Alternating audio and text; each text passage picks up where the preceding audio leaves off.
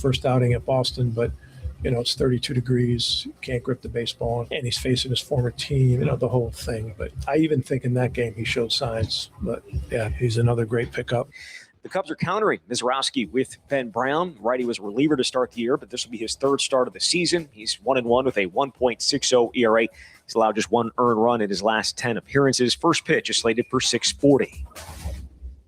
Everyone should feel confident about their path forward. Exact Sciences is now Abbott, and together they will transform the way cancer is detected, diagnosed, and managed for more people around the world. They continue to help patients and healthcare providers make timely, informed decisions before, during, and after a cancer diagnosis by partnering with the industry's best minds and top institutions to transform how to approach cancer. Known for the Cologuard and Oncotype DX tests, allow Abbott to help make a positive impact in your health path forward. Learn more at abbott.com. Well, there were some big moves within the Packers front office this morning with a number of guys receiving promotions. That included Director of Football Operations Milt Hendrickson moving into the Vice President of Player Personnel role, makes him the number 2 behind GM Brian Gutekunst, and it fills the void left by John Eric Sullivan when he was hired as the new GM in Miami. With this Wisconsin Sports Zone Network update, I'm Zach Heil. Print.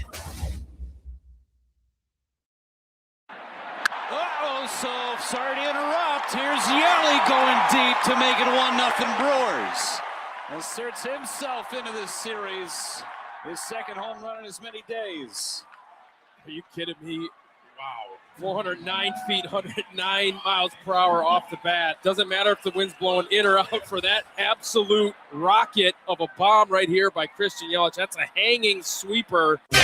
Good things tonight for sure. We swung the bat against a very good pitcher. We had a good approach. Yelly hitting that first ball out of the park certainly makes everybody relax. When your leader's on it, obviously other guys fall into place. This is where Wisconsin gathers to talk sports. Packers, Brewers, Badgers, Bucks. The Wisco Sports Show is on the air. Now, here's your host, Grant Bills. Highlighted Christian Yelich's home run last night, early off show to Imanaga, and then Pat Murphy after the game, talking about the offense, but specifically shouting out Christian Yelich, just kind of showing up and getting the ball rolling. And I'm kind of a sucker for that stuff with Christian Yelich. I've mentioned this a couple of times last week. I think we might have even talked about it yesterday. I know he's hurt a lot. I know he makes a lot of money. I know he only DHs, but I still have a soft spot for that guy. I think he plays a really important role for this team, even off the field, as clubhouse voice, clubhouse leader, and kind of the mouthpiece for the organization. Again, we roll our eyes in the spring when Christian Yelich says the things that he always says. We're the Brewers. No one ever takes us seriously, but we're always good. That's our standard. That's our expectation. And every once in a while he's asked, especially in spring training, what do you think about Freddie Peralta getting traded away? What do you think about Corbin Burns getting traded away? And Yelich just kind of gets it.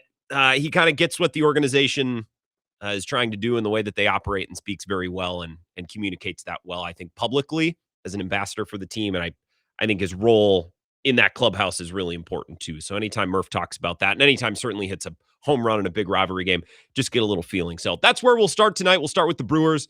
I think I have a little bit of a bad habit, and I'll admit to it, where we start the show with the Brewers, and then we probably go a little bit too long. And I know some of you like baseball talk. Maybe you tolerate baseball talk, but you maybe want a little bit, let's mix in some football. Let's mix in some basketball. So we're going to do Brewers for a couple segments, and we're getting to the Packers. We'll get back to the Brewers to start hour number 2.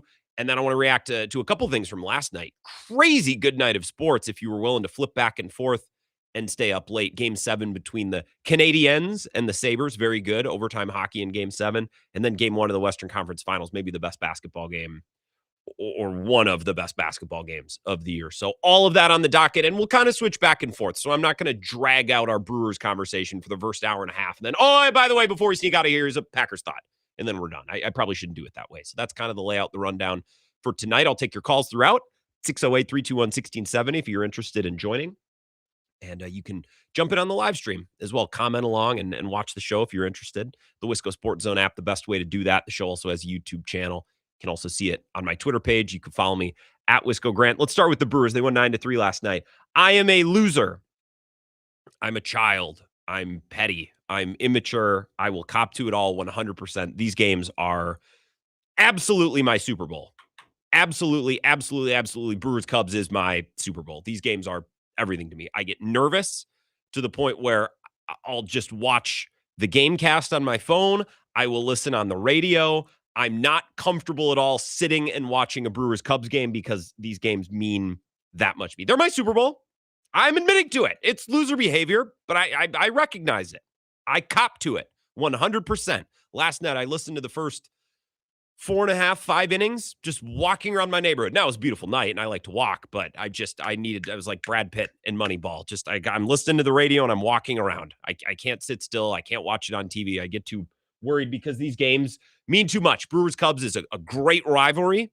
It's how you can tell that it's meaningful and that it's important is when you get nervous, but also the Counsell thing too. I don't want to live in a world where Craig Counsell is ever going to Chicago, going to the rival and pulling one over on my team. I'm just never going to be acceptable with him succeeding at a level higher than my team. Is that the ultimate goal? No, of course. The ultimate goal is a World Series, which is why I'm admitting, yes, I'm a child. I'm a loser because these Brewers Cubs games are my Super Bowl.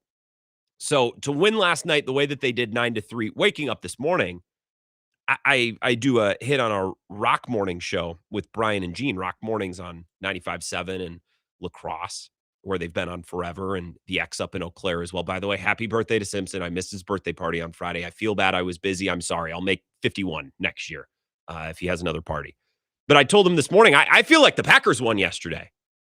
You know, during football season, when the Packers win on Sunday, there's nothing better. Waking up on Monday morning knowing hey, it's a victory Monday. Maybe I'll listen to a little sports talk today to celebrate, to really just bathe in it, to roll like a pig in slop. I'm going to roll around in it. I'm going to maybe listen to Locked On Packers today when I normally wouldn't, or Pack a Day, or I'm going to listen to all 4 hours of the Bill Michaels show. Damn it. You know why? Because the Packers just won, and I just want to bask in it. I want to roll around it. I want to smell like it. I want to taste it. And normally that's a feeling that's mostly reserved to football season, because there's no regular season NBA game or no regular season baseball game in a season of 82 or a season of 162 that could just mean that much, because football means that much. Scarcity. There's that few games. They all mean that much. But Brewers Cubs comes close. And yes, I fully am aware that makes me a loser. But last night's game, very satisfying, not just in the win, which should be satisfying in its own right, but it's the way we got it. You're telling me we're going to get a big night from Christian Yelich, a home run from Christian Yelich, 2 hits, 2 RBIs, a walk on top of it. I tweeted this last night just kind of as a offhand little joke, a quip I thought was funny. But I really think I have to pat myself on the back. I think it's a great tweet. I think it's a great point. The feeling that I get when Christian Yelich hits a home run, I tweeted out Wisco Grant, Yelich home runs make you want to send your dad a text. Like there's some games, my dad's a big Brewers fan. I'm a big Brewers fan, right? I grew up, the Brewers were always on. But if Joey Ortiz hits a go-ahead single in the 6th inning, I'm not going to probably text or call my dad. You know, Yelich hits a homer. It's like, I gotta text my dad. How great is it? Like Yelich home runs, they got a little something extra. They got a little something. They make me feel a little something that a big hit from Andrew Vaughn. I don't get the same thing from an Andrew Vaughn hit. Or a big strikeout from Abner Uribe. I'll do a little fist pump. That'll feel good. But a Christian Yelich home run is like, that's makes me feel romantic, makes me feel emotional, makes me want to text my dad, which is not a romance. It's a romance about the sport, not so much I feel romantic about my father. Although I do love my father. We should all love our father. Should text our parents more often. But Yelich hits a home run. It's like, I got to text my dad. So for the Brewers to beat the Cubs and for Christian Yelich to play a big role, and I don't know this to be true, but I'd reckon that the Brewers really wanted to take it slow with Christian Yelich, first with the adductor strain and then with the back. And I'm willing to bet that Yelich lobbied pretty hard to get back for this Cubs series and to be on the field game 1 at Wrigley. Because, again, I think pretty highly of the guy. I know he's sucked in the postseason, and I know he'll go through stretches where he kills worms on the right side of the infield, and you know, he's a loose ground ball to the right side just waiting to happen. I know he's not a perfect player. He's hurt a lot. He makes a lot of money. But I think he plays a really important role on this team. And he's this generation's Ryan Braun. Christian Yelich now is playing the role that Ryan Braun played when I was growing up, where it's like, hey, lots of guys might come and go. I really liked Carlos Gomez when he had his run, and I really liked Lucroy. And obviously, J.J. Hardy and Corey Hart, Mike Cameron, Ricky Weeks, all those guys. But Braun was kind of the guy. He was the representative Brewer, for better or worse at times. And I feel the same way about Christian Yelich. And I think Yelich represents the team. I mean, I'll just come out and say it. I mean, he never got suspended for steroids, but I think he represents and speaks for the team and is a mouthpiece for the team and the organization, the way they're trying to go in a way that even Ryan Braun wasn't. And I think it matters and it's important. And I hope that as long as Christian Yelich is here, he's doing it like this, because I get a feeling from watching him succeed that I don't get from anybody else. And I think that matriculates through the lineup. You don't need to take my word for it. Just listen to Pat Murphy. He talked about it multiple times after the game. He's like, yeah, when your leader shows up and is ready to go and is locked in and makes a big play early, I think that gets the ball rolling. Like, there's an alternate universe in which, what about in the first inning last night? Let me just pull up the play-by-play. Sproat starts and he walks the first two guys. What if Bregman comes up and hits a bomb and it's 3-0, or Happ or Suzuki? What if they have a big hit? I don't know that the rest of the game goes dramatically different, but I think it's certainly on the board. Yelich strikes first, sets the tone for the rest of the team, and everybody follows. Again, I don't think I'm grasping at straws there, barking up the wrong team, because the manager of the club said exactly that. You heard that soundbite in the intro. When the leader shows up, when the leader strikes first like that, it just kind of sets the tone and locks everybody in. So not only is beating the Cubs very satisfying, again, I'm a loser, but Christian Yelich homering and getting another RBI double in that effort just adds a little bit extra for me. And I also think, as a Brewers fan, we got to find satisfaction and we have to find enjoyment in certain parts of Major League Baseball that other fan bases don't. Like, it's kind of our reality in the offseason where, Corbin Burns is going to get traded, or Devin Williams is going to get traded, or this offseason, Freddie Peralta is going to be traded. And that's a trade that teams really aren't expected to win. Just listen to, big, I hate using the national media, but just listen to anybody who covers the league at large talk about these deals. It's like, you're trading away Corbin Burns, you're not going to get representative value back. You're trading Devin Williams, you're not going to get representative value back. Freddie Peralta, your ace, you're trading him away. Aren't you trying to win? Aren't you trying to make a World Series? You're not going to get representative value back for Freddie Peralta. So as Brewers fans, we kind of need to get our rocks off, and we kind of need to find some enjoyment in winning those trades and being sharper and being smarter, and Matt Arnold, replacing Freddie Peralta or Corbin Burns or Devin Williams with a couple younger guys who are just as good or are going to be big representative parts of the future. And I don't know that he did that fully in the Devin Williams trade. Caleb Durbin isn't here anymore, although he made another trade with him. It's working out pretty good. I don't know that the Corbin Burns trade has been anything awesome. You get an everyday starting shortstop who plays wicked defense. I guess DL Hall has certainly shown flashes. I think this year is going to be really telling. If he's a stable member of the bullpen who gets big outs all year, all right. But it's taken him a couple of years to settle into a role. He was hurt early and often. I think the two trades they made this offseason have been very satisfying so far. First and foremost, the Freddie Peralta trade that netted them Brandon Sproat and Jet Williams. Now, Jet Williams is actually getting better in AAA. I think there's a chance he might be up here at some point this year. We'll see. Be a big part of the production or lack thereof that they can get from Renifo, or the progression that they expect or they seem to expect from David Hamilton, or who knows what happens with Joey Ortiz. Jet Williams might be up here, but just the Brandon Sproat of it all. Last night, I think that's about the best possible start you could have expected from Brandon Sproat. It's a hilariously Sproat outing. He walks the first two guys of the game and then retires the next however many guys in order. He takes a no-hitter into the fifth with an 8-run lead. And it's like, of course, this Brandon Sproat guy is shoving. The Brewers were always going to win the Freddie Peralta trade. This is so obvious. And then, of course, he can't get out of the fifth. He finishes 4 2/3. Drowan takes it the rest of the way. It's just really funny to me, and it's so perfectly Brandon Sproat that, again, just to reiterate, he takes a no-no into the fifth and has an 8-run lead, and he can't finish the fifth to be the pitcher of record. That's funny. That's uniquely Brandon Sproat. That's a uniquely Brandon Sproat type of situation. But he looked awesome. He looked great. The stuff is there. The swing and miss is there. He had 5 strikeouts in 5 innings, didn't allow a hit. And as we talked about on last night's show, probably the right type of night to have a guy like that on the mound with stuff and with swing and miss and someone who can induce ground balls, because like Freddie Peralta in that instance, fly ball pitcher. I don't want a fly ball pitcher in the game in that type of environment. Ball gets up in the air, carries out for everyone other than Jake Bauers, except for the one no-doubter that he hit. Jake Bauers, just as a side note, could have like 5 home runs in the last 2 or 3 games. If they were in a better ballpark, a smaller ballpark than Target Field with better wind conditions, I was surprised that one of his earlier swings last night didn't carry and didn't get caught in the basket. Like Jake Bauers is on a tear and could have a couple more home runs if not for some different, environmental circumstances, but that's neither here nor there. Brandon Sproat was excellent. And if that wasn't enough, if that wasn't satisfying enough, Brewers fans, we get to circle back not to the Freddie Peralta trade, but to the Caleb Durbin trade last night, not with Kyle Harrison, who's been excellent. He'll pitch Wednesday. He'll pitch tomorrow. But the Shane Drowan fella, who was kind of the throw-in probably in the Kyle Harrison, Caleb Durbin trade. Shane Drowan looked awesome last night. He had a couple of at-bats.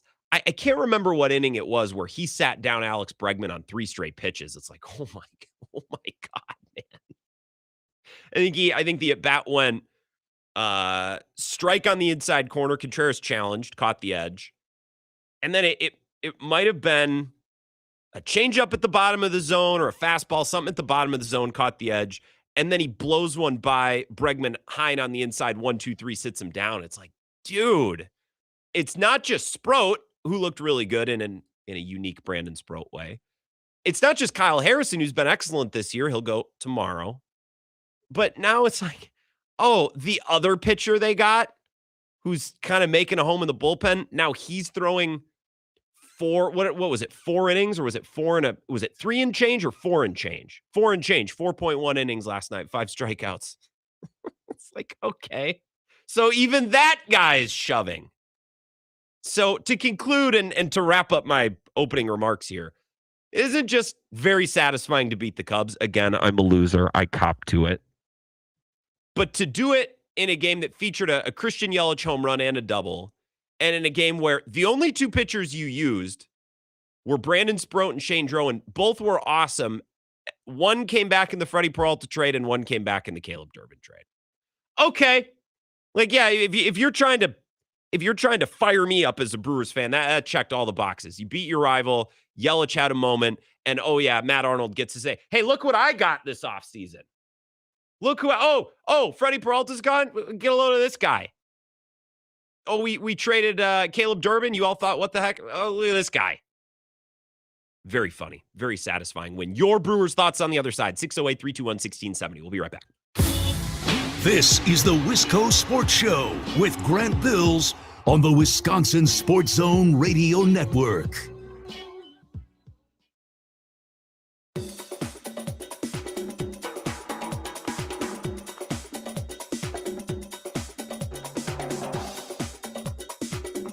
The Wisco Sports Show will resume in 3 minutes.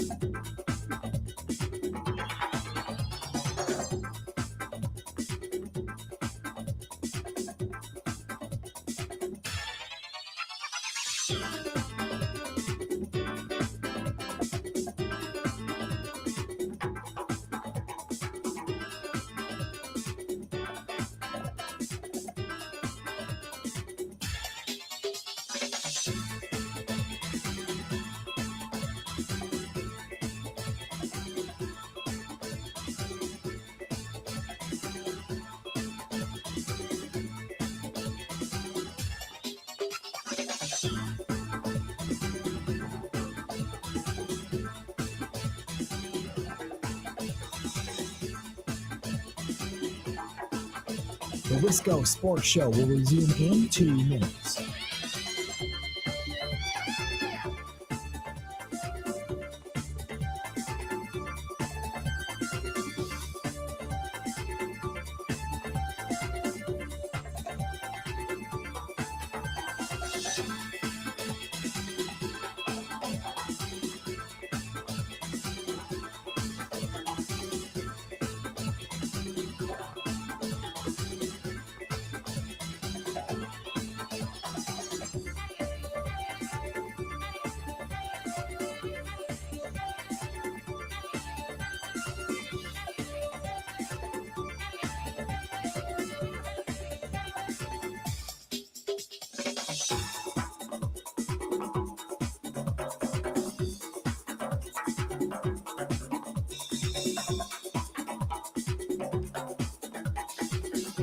The Wisco Sports Show will resume in 1 minute.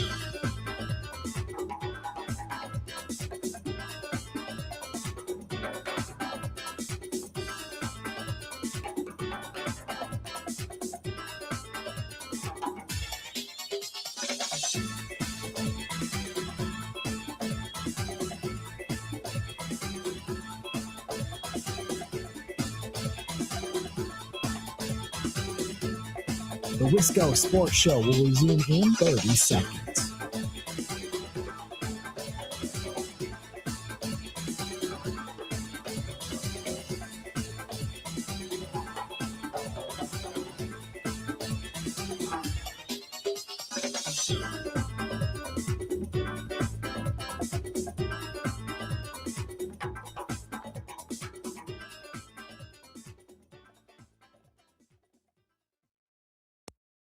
Mike's in Gloucester. Lead us off today, Mike. What do you got? Caleb Durbin is the worst baseball player I've ever seen grace a Red Sox uniform. And if you ever see Greg Weissert picking up the ball in the bullpen, game's over. Okay. Well said. No, it was well said. Right out of the chute. That's pretty much how I would say it. Yeah. Stone and Natick, go ahead. What do you got? So, two things on the Red Sox. They don't just suck, but they're also a laughing stock. And Breslow should not be allowed to trade with the Brewers anymore. Your thoughts? Do not deal with these teams that know what they're doing. Mm-hmm. I mean, he shouldn't be allowed to deal with anyone. I continue. I do it for you. I pour through hours of East Coast Sports Talk Radio to try to find the sound of angry Red Sox fans complaining about Caleb Durbin. It's not an anti-Caleb Durbin thing. He basically got traded to baseball Siberia. The Red Sox have fired all their coaches. He's not exactly in the best spot over there. But, I mean, dude, be active in your own rescue. He's got 139 at-bats. He's hitting 165. And we're almost to Memorial Day. Caleb, you got to pick it up, buddy. Come on. But the Caleb Durbin trade allowed Kyle Harrison to get to the Brewers. He'll go tomorrow. And Shane Drowan, who was a stud last night. He was outstanding. And it's those moves, it's those transactions as Brewers fans. We got to find entertainment enjoying that. Oh, and also Jake Bauers, making, $2 million or whatever it is, having a better slash line than just about anybody on the Cubs. So a very satisfying win last night. We'll talk Brewers here for another segment and take your calls. And then I want to cover some NFL things. 608-321-1670, Wisco Sports Show. Who's this? Grant, good afternoon. It's Corey out of Marshall. How you doing? I'm well, Corey and Marshall. What do you think? Well, I just want to say I would never denigrate you talking Brewers for a long time. It's baseball season. That's what we do. We talk about, as you like to say, things that are relevant on a radio show. So I appreciate the Brewers talk. Not a problem on my end. It's better than the 20 different take on, is Jordan Love the guy? So we go from there. But yeah, I say with the crew here, you're talking about what kind of gets our rocks off as fans. Mine is when they're pounding on the Cubs and taking belt to ass, and Jake Bauers is blasting homers after they're doing their Green Bay sucks chants. That was great theater. I have an idea for you too, Grant, to decrease your anxiety as far as like watching these games. I, as you know, prefer the theater of the mind, the radio. Mm-hmm. And I do find it more cathartic actually than watching it. Like it's more of because the stories, like how they kind of like just start talking and stuff. And this is like real talk. Like it's just more like easier to kind of like, because you're so busy in your mind seeing like what the hell is actually going on that you don't have really time to worry, if that makes sense. Versus watching on TV, it's all right there and you see kind of like the reactions of the fans and all this other stuff. And on the radio, you're just hearing it. So you say, okay, well, yeah, I can hear them chanting Green Bay sucks. And all of a sudden you just hear this belt of the bat. So that's just a friendly piece of advice, but I would never knock the broomstick out of your hand and tell you how to fan, but that's what I found over time. And because the radio is portable, you can kind of take it or leave it wherever you'd like to go. And you can turn up and down the volume as need be, as it were. Yeah. So, I mean, when I eventually, I appreciate it, Corey. And when I eventually, settled in last night and the Brewers had a lead, like I was kind of at that point switching back and forth between that and the baseball and the hockey game. And I saw somebody on the live stream. It might have been AJ. Great point. I think last night was a better sports night. Just a secondary point here. Because nothing was on a streaming service. So I could switch in my DirecTV from Brewers to basketball to hockey. I didn't have to jump over to Amazon because if the NBA game was on Amazon last night, I'm not getting there. At least not until the baseball's done, not until the hockey's done. But everything was on cable. NBC, was the hockey on ESPN, I believe. And the Brewers were on Brewers TV. I'm just kicking back and forth. So that made it better last night. But I did listen to a majority of the game on the radio. I listen to most of the games on the radio because after work, especially this time of year, it's outside. I'm making dinner. I'm doing something. I need my hands. I can't be glued to a TV, at least not until I'm getting ready for bed, But that's just a me thing. You don't care about that. 608-321-1670. Wisco Sports Show. Who's this? Hey, Grant, it's Justin on French Island. Hey, what's going on, Justin? Hell yeah. What's up? Hey, so yeah, just a quick point where you're talking about with the apps. Like, why can't they just be snappier? Why is it like, okay, I'm going to switch over to Amazon, like you said, 5 minutes later, I finally have it up and I'm watching. That's just so irritating. And by that time, it's time to go back to the other thing because the commercial break's over. Yes, the commercial's over. But I just had 2 quick points I wanted to make. One was, I don't know if you saw last year when the Brewers were like really hot, Big Cat from like Pardon My Take, he had this tweet. It was like, I'm pretty sure the Brewers are cheating, but I can't figure out how. Yeah. And I feel like that is exactly how you feel sometimes. The Brewers, like, they take these pictures and they're like good, and then it's just, they wouldn't be good elsewhere. It's like, how do they keep doing it? And then my other point is Rengifo. Like, he has all the accessories, he has the mannerisms, he just looks like he's like an all-star, but he sucks. Like, it's just, you want him to be good. You think he's going to be good, but he's terrible.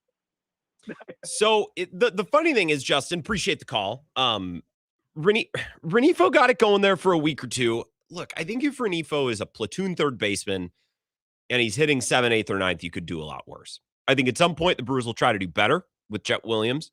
I would think his numbers continue, as do Cooper Pratt's, to trend up in AAA, which is what you want from your good players. They move up a level, they figure it out, and their numbers improve to the point where it's like, we got to call him up. He's accomplished everything at this level, or we got to move him up from AA to AAA or what have you. I think at some point they'll try to get better there this season.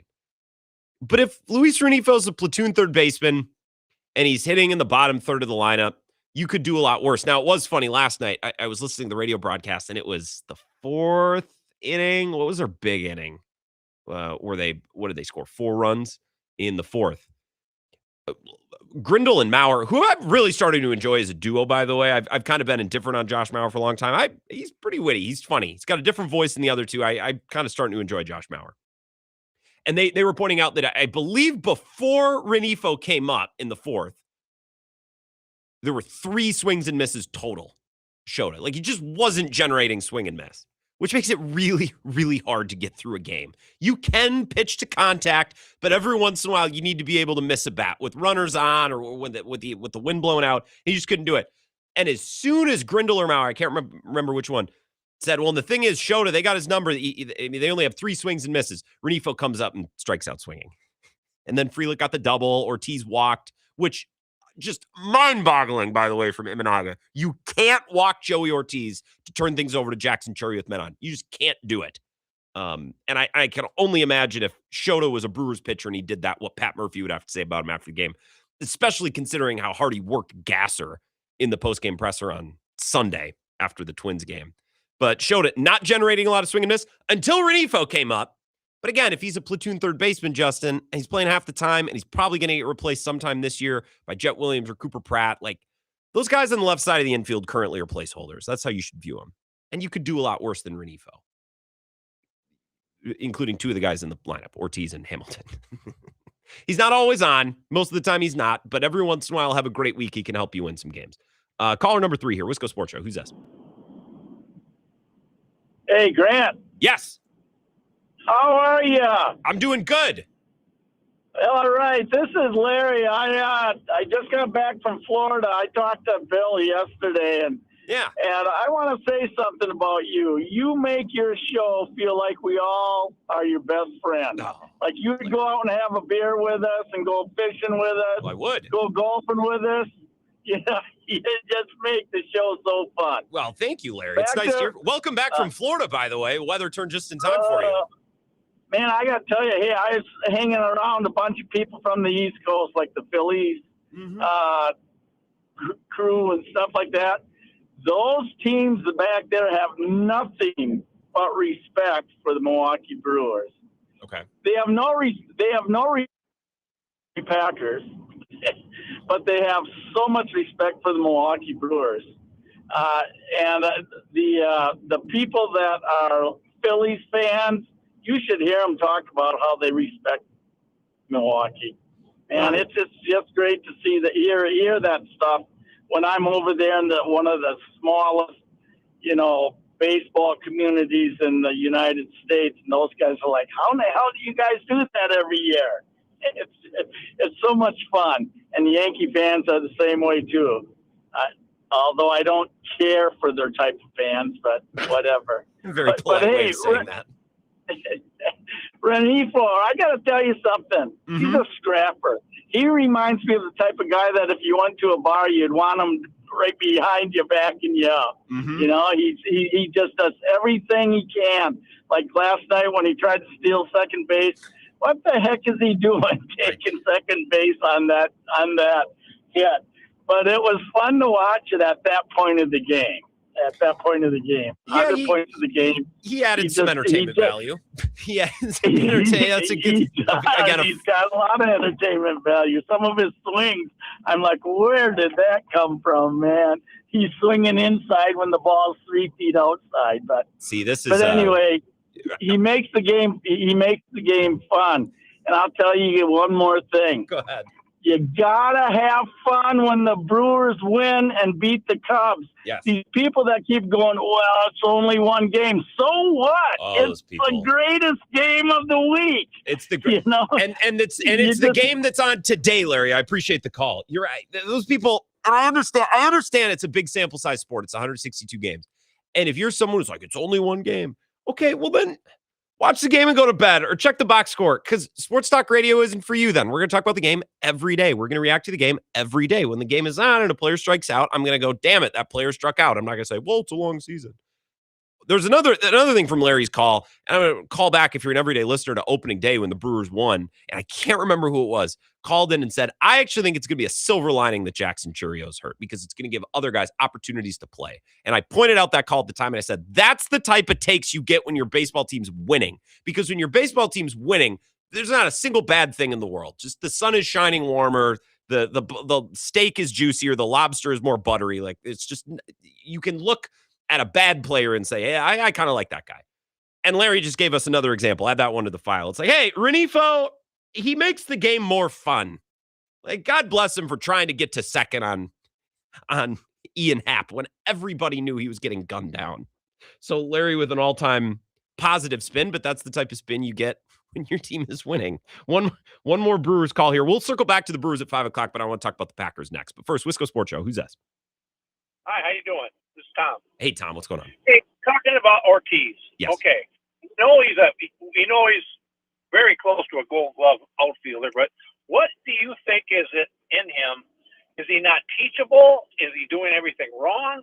Because, man, if you could put half of his batting into what he does on the field, it's amazing. So you are correct. I don't know what it is. I think the Brewers appreciate the call. We're just going to be quick here because I got to get to a break. I think they still believe. I don't know if they believe in his ceiling or they hope for his ceiling. The Brewers are in a spot right now where they don't have someone banging down the door. Now, in a month, they might have to make a decision like, we want to call up Jet Williams, we want to call up Cooper Pratt at some point. But right now, they can continue to hope and work with Joey Ortiz because, God, the glove is good if you could just be an average bat. This was getting discussed in a group chat I was in earlier today. Some of the Spencer Michaelis, most notably, was pointing this out, where it's like, well, Joey Ortiz changed his batting stance about 2 weeks ago, for the 100th time. He's swinging at the right pitches. He's not missing as many pitches in the zone. He's not a power hitter. But Joey Ortiz, over the last 2 weeks, for the most part, has done the things the Brewers would want him to do. Swing at the right pitches. Don't strike out. Don't whiff on pitches in the zone. Don't chase. And if you could do that and play great defense, you can be a part of this lineup at the bottom when all the big sticks are healthy and producing. One more here. Wisco Sports Show. Who's this? Hello. Hi, Grant. This is Riley. Hey, Riley. What's going on? Nice to hear from you again. I'm doing all right. How about yourself? Pretty good. Brewers won, so there's nothing bad in the entire world. Never will be again. Yeah, Shoto just got a little unlucky last night. Some bad luck. I saw the tweets. There wasn't much unlucky about that performance. Yeah, I think I'm feeling good about Garrett Mitchell against Ben Brown tonight. Why do you got to go and say things like that, Riley? Just the ultimate cool here, man. Why do you got to do that? I don't know. I'm in a positive mood tonight. I think last time I called in, I said that the Brewers were going to come out of the injuries okay. Mm-hmm. I think we're going to continue the momentum. I think it's Mitchell's night tonight. So Mitchell's in center. I see the wind, Riley. Appreciate it. I just got to run. Is blowing left to right and not out. It would have been interesting to see Garrett Mitchell in those conditions last night because he can hit it hard. You just get it up. But tonight is Churio in left, Mitchell in center, Bowers at first, Yelich DHing. So Vaughn's on the pine, Frelick's in right, Hamilton at short, Renifo at third base, and Miz is starting. I don't need to do the daily check-in with Garrett Mitchell. We will, at some point this week, look at his recent performance because there are some interesting trends, but no time tonight. I want to mix in an NFL thing, a Packers thing for our football audience. We'll do that in just a couple minutes. Be right back. This is the Wisco Sports Show with Grant Bills on the Wisconsin Sports Zone Radio Network. I work for Pella because I know it's a company that builds and installs a quality product. The people that I meet, the stories that I hear, it's really one of my favorite parts of this job. That's really it. I love being able to walk hand in hand with customers throughout the whole process from start to finish. I love doing entry doors. When you show that picture of what their future entry door looks like and you get that big smile, that's just one of the best feelings. Get the look you want for the home you love with 0% financing options available. Visit PellaWI.com today.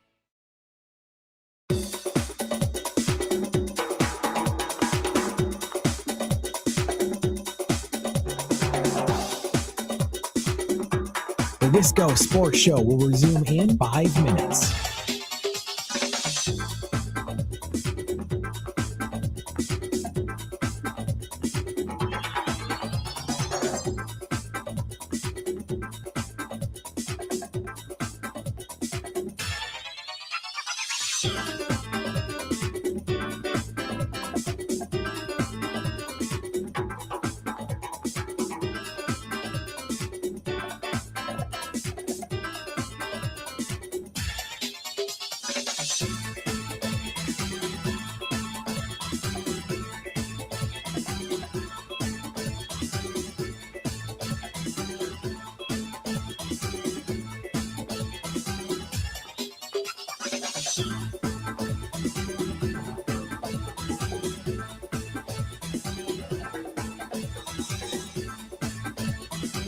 The Wisco Sports Show will resume in 4 minutes.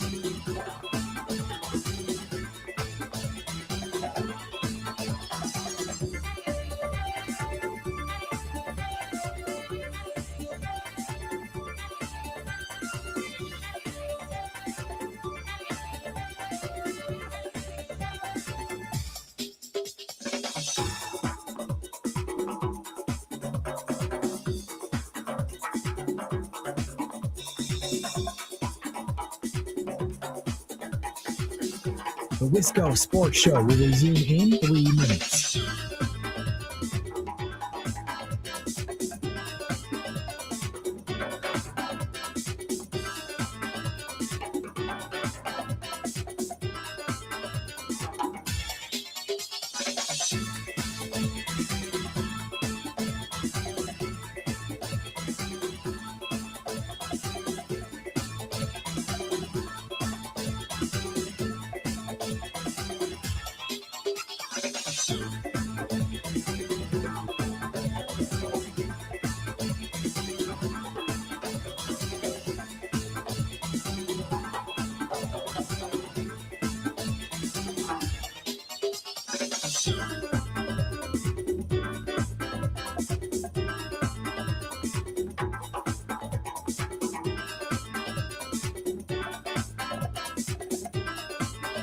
The Wisco Sports Show will resume in 2 minutes.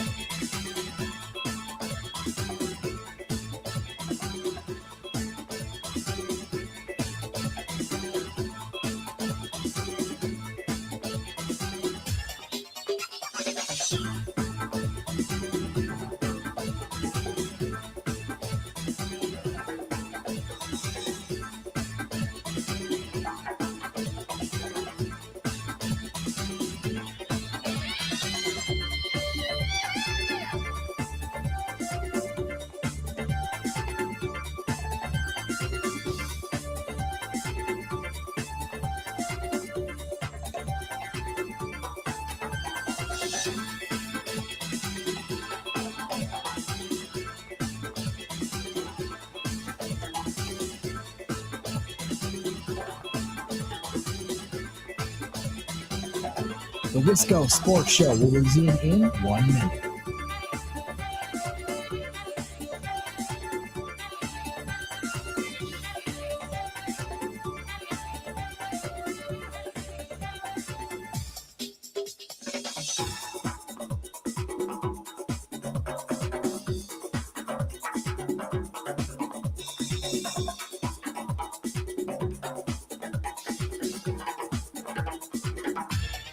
The Wisco Sports Show will resume in 30 seconds.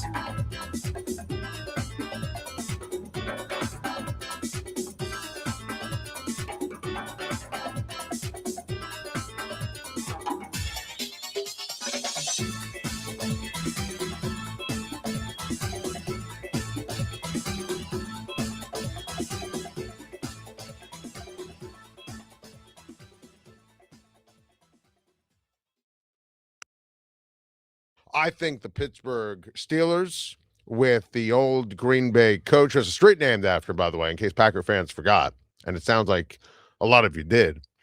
I think the Green Bay Packers versus the Pittsburgh Steelers, monitoring the win total, is going to be a real fun thing this year. Both playing very tough divisions. Very tough divisions. Obviously, you can make the case that the AFC North, a little easier because of Cleveland, even though I think that Cleveland has a terrific defense and they've improved in a lot of areas too.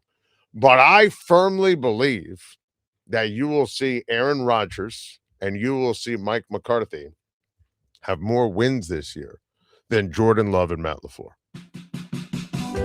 That's Adam Shine, Mad Dog Sports Radio. Mixing some football talk for those who tolerate baseball.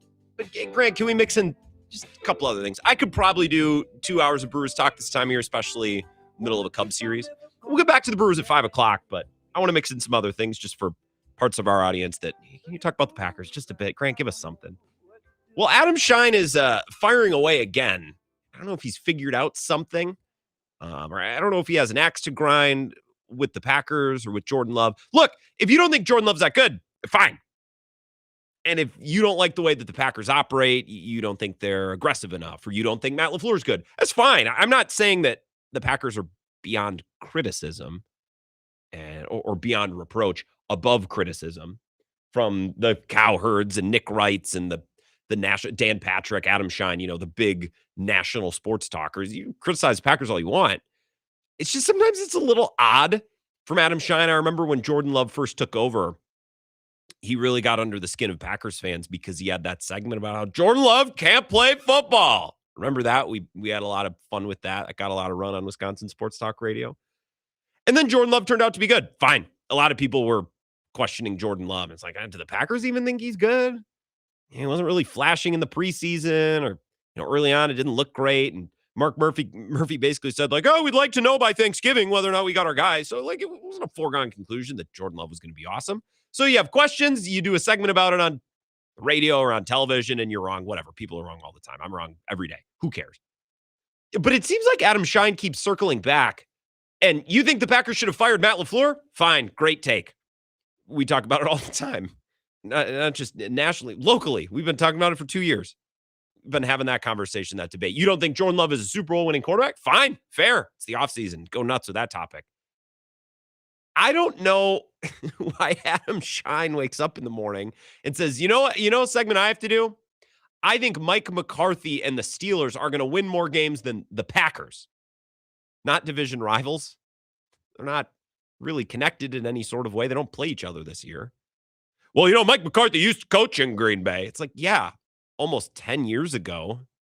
Well, Aaron Rodgers used to play there. Yeah, 5 years ago now.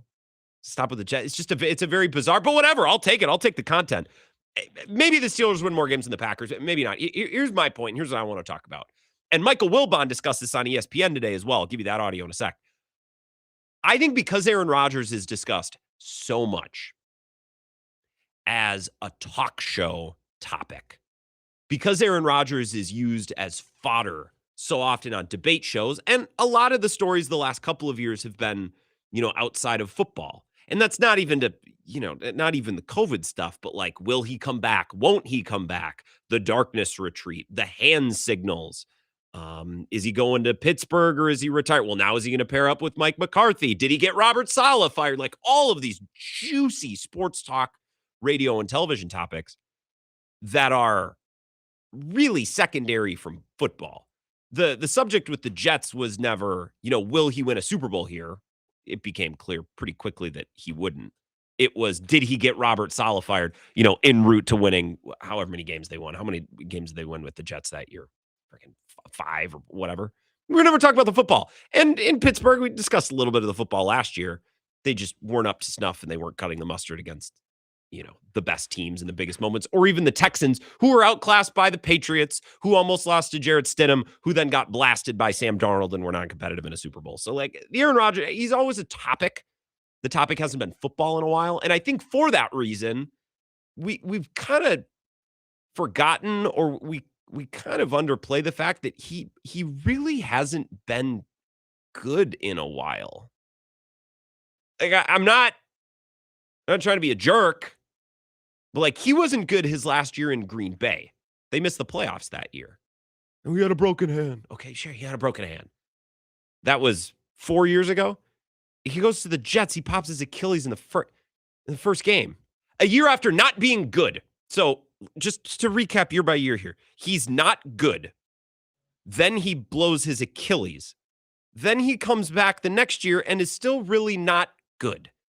Then he gets a year older, goes to a new team, and is still not that good. He was fine last year, and when things lined up, and when they had a beatable opponent, and when he was healthy, he was fine. But that's the thing, like as you get older, you don't get healthier, you get hurt more often. We're now going into 2022, wasn't good. 2023 blew his Achilles. 2024 wasn't all that good. 2025 wasn't all that good. Well, now he's coming back for 2026. Guys, can we recognize that? Like, it's a great story. I'm glad he's coming back. Excited to follow. And there'll be a worthwhile team to watch on Sunday night, Monday Night Football, which wouldn't be the case if they're starting. Who's the guy from Ohio State? Will Howard or Drew Aller? Like, yeah, I don't want to watch that. That's I'm not paying attention to that. I'll pay attention to Rodgers, but it's incredible how many people walk around like, well, the Steelers with Rodgers. It's like he sucked 4 years ago, 2 teams ago, before an Achilles injury. This is Michael Wilbon on ESPN. A little strong, but I agree with what he said. He's overstated. And by the way, I'm not talking about his career. No, Aaron Rodgers is a first ballot Hall of Famer, a great quarterback for years. He's irrelevant now. What makes him relevant now? This network talking about him every day in, day out, as if they're hanging on and waiting for, Patrick Mahomes 3 years ago. He's irrelevant. At this point, he's not LeBron James. He's not Tom Brady. He's not playing that way into his 40s. This whole thing is overstated. I knew when I saw breaking news. What breaking news? The only breaking news about Aaron Rodgers now is that he's retired. That's the breaking news. They're a third-place team in their own division, unlikely to be able to pass Cincinnati or Baltimore this year. We're talking about now. We're not talking about what Aaron Rodgers has been. So all this breathless waiting on Aaron Rodgers, we're going to chronicle it every day. I'm blaming this network.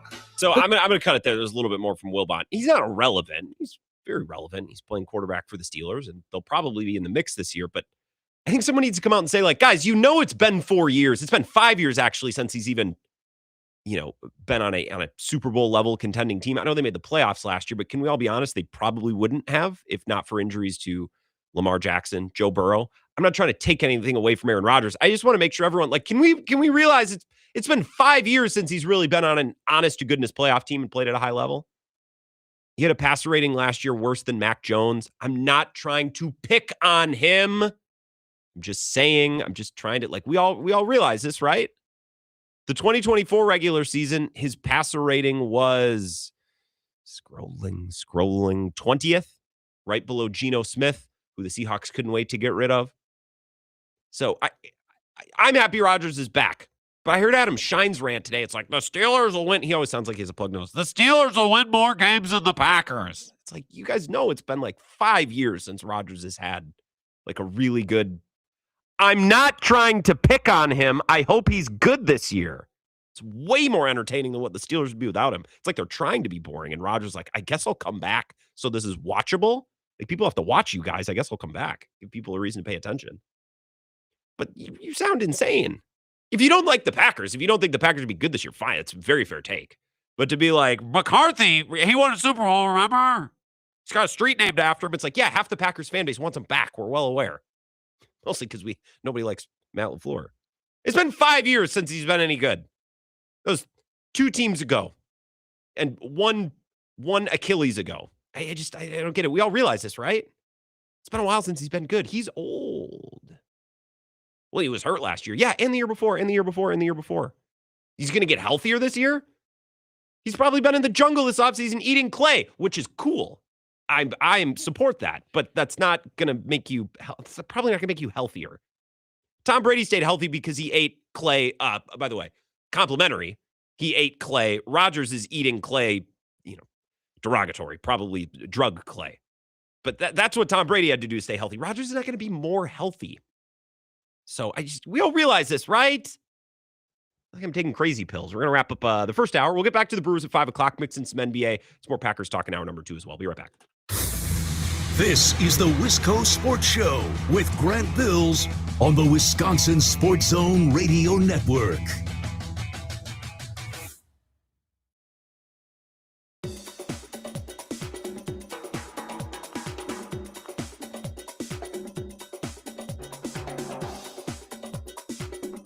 The Wisco Sports Show will resume in 3 minutes.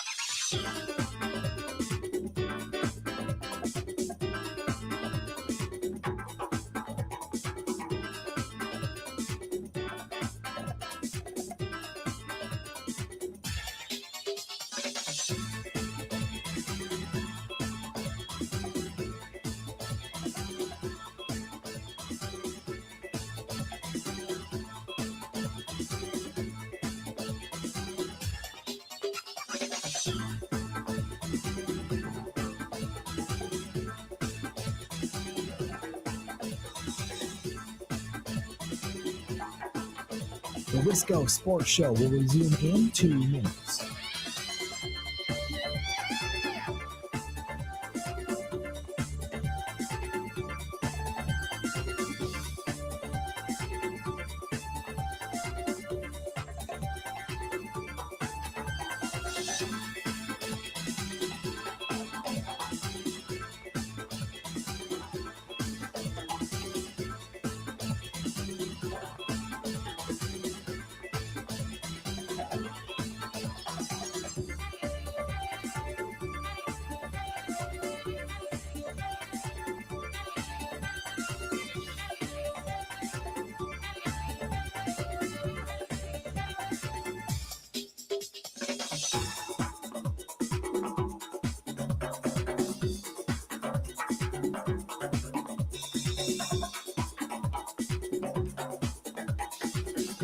The Wisco Sports Show will resume in 1 minute.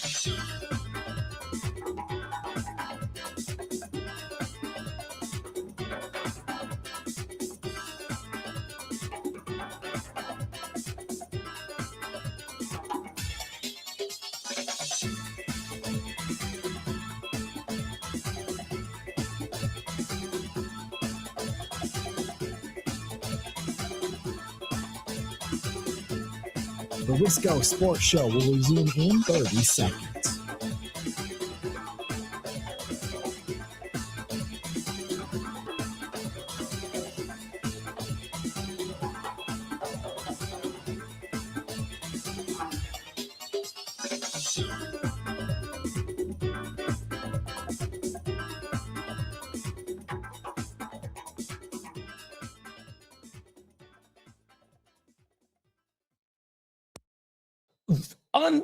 Unlikely to be able to pass Cincinnati or Baltimore this year. We're talking about now. We're not talking about what Aaron Rodgers has been. So all this breathless waiting on Aaron Rodgers, we're going to chronicle it every day.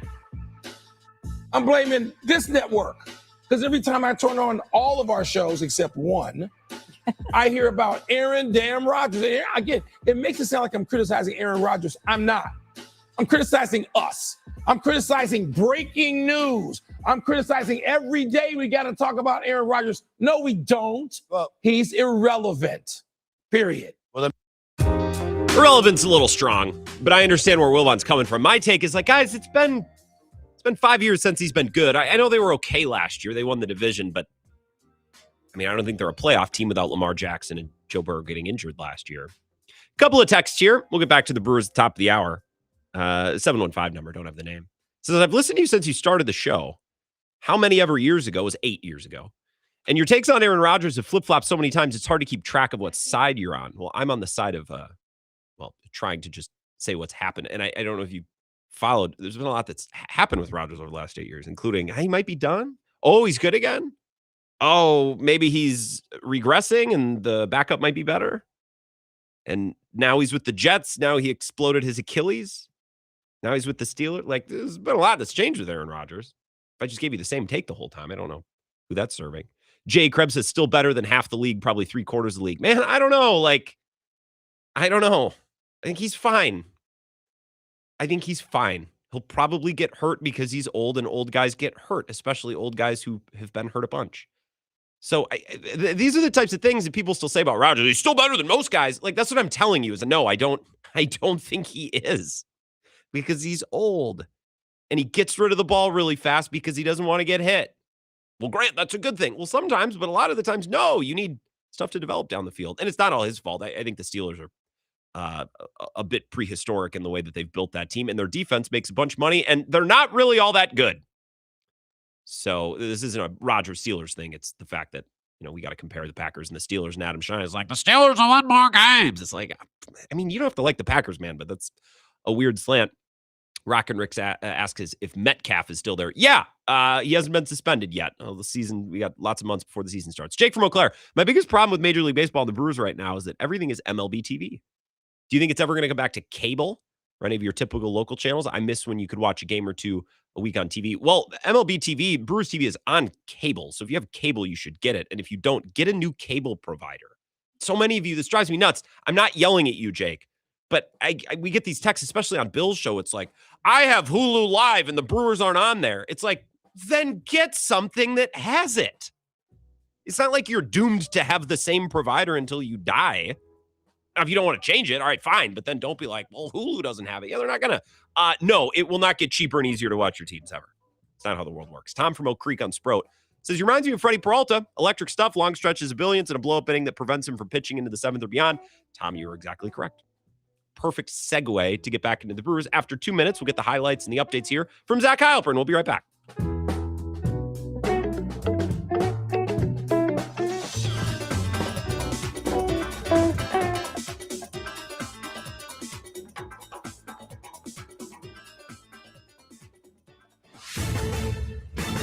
This is a Wisconsin Sports Zone update. Well, the Brewers and Cubs slated to meet again tonight down in Chicago in the second game of their series. Milwaukee took the opener in dominating fashion last night, 9-3, as Jake Bauers hit a home run, drove in 4. Christian Yelich had a home run for a second straight day. But manager Pat Murphy knows last night doesn't hold some grand meeting for the season when there are still nearly 120 games left. They don't even know most of our guys' names, you know what I mean? So they're never going to be intimidated by us, but we're not looking for that. We're looking for a turn around and play good again. And, it's a long season, 46 games in. To improve any way we can. And I'm proud of our guys. Like I've said all year, I trust these guys. But we got to get better. There's no question. Tonight's matchup going to feature Jacob Mizrowski on the mound for the Crew. Comes in 3-2 with a 2.12 ERA. Has not allowed an earned run in any of his last 3 starts while striking out 29 batters. Chicago will counter with Ben Brown. He's 1-1 with a 1.60 ERA. Gone 4 innings in each of his last 2 starts. Allowed just 1 hit while striking out 10. A win by Milwaukee would move them back into first place in the NL Central. First pitch is set for 6:40.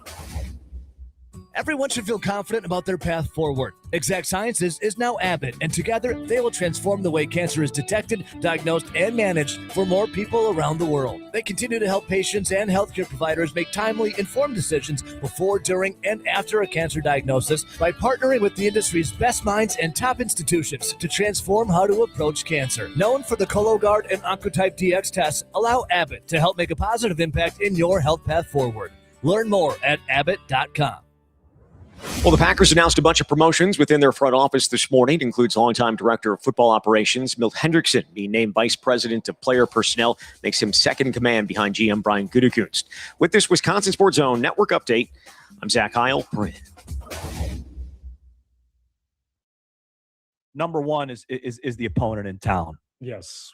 That's their biggest issue. We could do the council and it has thing. been for years. We could do the council thing and say, hey, oh, well, this is this, and we just got to focus on ourselves. Trust me, I have some intel too. Like the wheels are turning up there. They know that they've got to figure these guys out because at the end of the day, they are 10 games over, and they are doing a pretty good job considering all the injuries. But it just doesn't feel like that because here they come again. Right, 10 games over, you are in first place, but the lead is dwindling. It might now. be gone.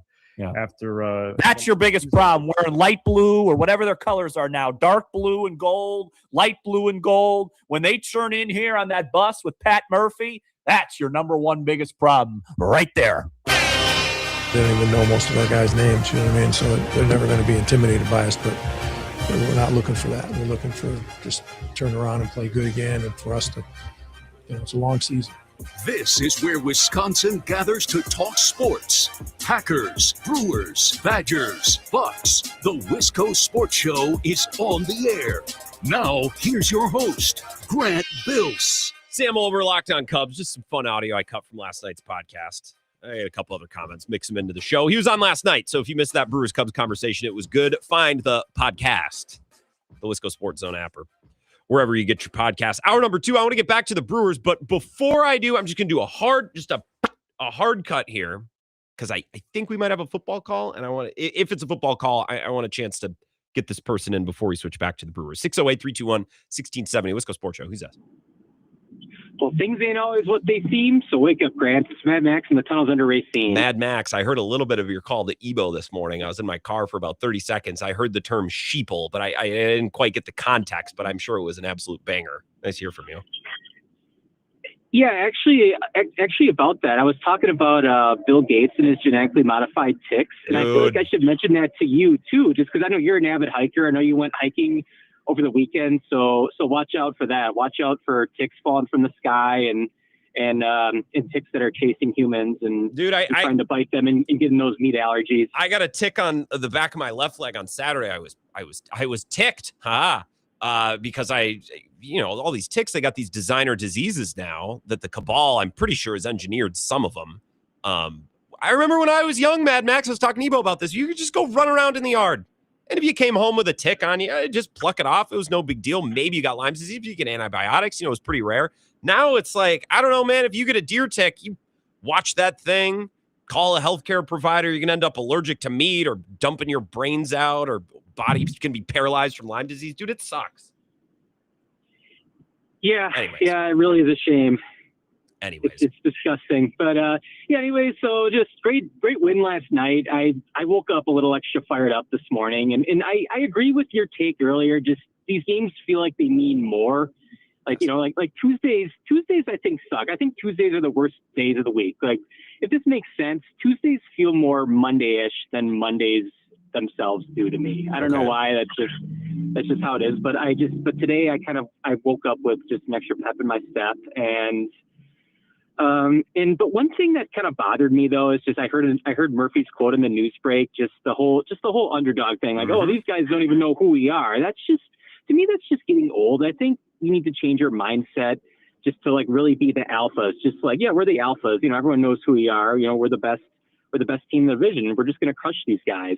Mm-hmm. Well, I'm glad this is where you wanted to go, Mad Max, because this is what I had on my rundown at 5 o'clock. Because I think it's interesting. I appreciate the call, Mad Max. Have a good night. This is what we're going to get into. Okay, I'll give me a take here. Have a good one, Mad Max. In Racine, parts unknown. This is what I had for the rundown at 5 o'clock, was this comment from Pat Murphy. I'll play you the full thing. What does it mean to set the tone in this series the way you guys did tonight here in game one? I mean, we know how these series go. You know, you erase it and just keep going. It's not necessarily a game where they're going to ever be intimidated by guys. They don't even know most of our guys' names. You know what I mean? So they're never going to be intimidated by us, but we're not looking for that. We're looking for just turn around and play good again. And for us to, you know, it's a long season. You know, we're 45 or 46 games in, and it's a long season. So we're just looking to continue to improve any way we can. And I'm proud of our guys. Like I've said all year, I trust these guys, but we got to get better. There's no question. And we got a very young pitching staff, so we've got to have games where we have 5 ABs. You know, when the lineup turns over 5 times, then you know good things are happening. We had this conversation back in October or November, maybe. I remember talking about this with Kurt too, and I don't think we ever drew a great conclusion.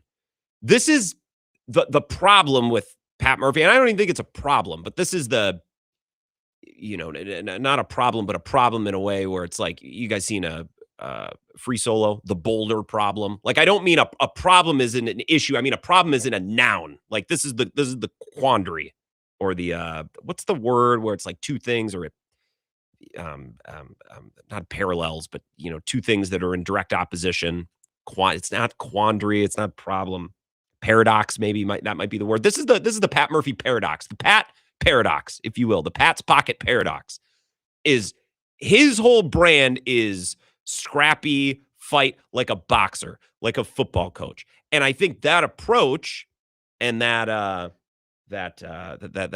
emotion, that presentation fits really well with the way the Brewers want to play. Swing decisions, scrappy at bats, really, really gritty, hit and run, move guys over. Like that whole thing, which is organizationally the way the Brewers want to do it, is very well led, and it's very well executed by a manager with this type of style and approach. So it's a very good fit. Pat Murphy's style and approach is a very good fit for the style and approach of the organization. And I think the Brewers have had additional success over the last year or two for that reason. I think you could bring in a lot of managers who could find a way to win games with the pitching that the Brewers acquire. You know, Pat Murphy dumped his pants on Sunday because Robert Gasser went 4 innings, 2 earned runs. It's like, okay, but for your 9th starter, Pat, like I know the first inning was ugly and he hit some guys that had command issues, but you can do a lot worse than 4 innings, 2 earned runs from your 9th guy in a spot start. And Murph after the game was like, unacceptable. Like he hit Gasser hard. Maybe some of that was the fact that he botched the backup on the play at home plate, sure, but Murph has enjoyed some high level, deep pitching. Coleman Crow's coming up and has been great. Logan Henderson's come up and been great, not just this year, but last year. Chad Patrick moves to the bullpen is awesome. Drowan's here. Stick him in the pen. He's been great. Better than anyone could hope for. Ashby's a stud. Like, Pat Murphy has been given a bunch of great pitching. Some of it is young. A lot of it's young. He was right in that comment. The pitching's young, so that's a challenge. But I think you could take a lot of managers, put them in here, and they would be able to succeed on a certain level. I think Pat Murphy and his style is a great fit, and they've won additional games. I don't know how many additional games, but I think Pat Murphy is a great fit. The problem is, or the paradox, the Pat Murphy's, the Pat's pocket paradox, the issue is the Brewers have gotten so good, they become so consistent, and they've won, games on a level, and last year won playoff games on a level where I think they're considered to be one of the 2, 3, 4 best operations in baseball. They don't have a World Series appearance or win to show for it, but they are winning consistently on a level that very few other teams are, which means they're not really an underdog. They're a team that knows what they're doing, can identify talent, can coach up talent. They have a style that works. They're not really an underdog. And I know the preseason win totals were down, but that's every year. Nobody looks at the Brewers and thinks, a crappy little small market baseball team can't afford to, it can't afford to keep the lights on. Like, no one views the Brewers that way. But that presentation, that attitude is so important to the Brewers' success. The problem is, I keep circling back to this, and I can't land the plane here. The problem is that I think if Pat Murphy stops coaching like the underdog and the players stop acting like the underdog, that it almost kills the golden goose. You know what I mean? I think it would be a self-defeating endeavor. So when I hear Pat Murphy say, well, shoot, they're not going to be intimidated by us. They don't know half of these guys' names. I think that approach and that attitude is such a big part of their success, but I do wonder if to take the next step, which is really just making and winning a championship, if they need to take a step forward from that thinking. And I think Kurt Hogue told us this last year. I think that has to come internally. I think that has to come from players. I don't think that can come from Pat Murphy. I think that higher level of expectation, Sal is a player that would come to mind. Terang, but he's pretty quiet.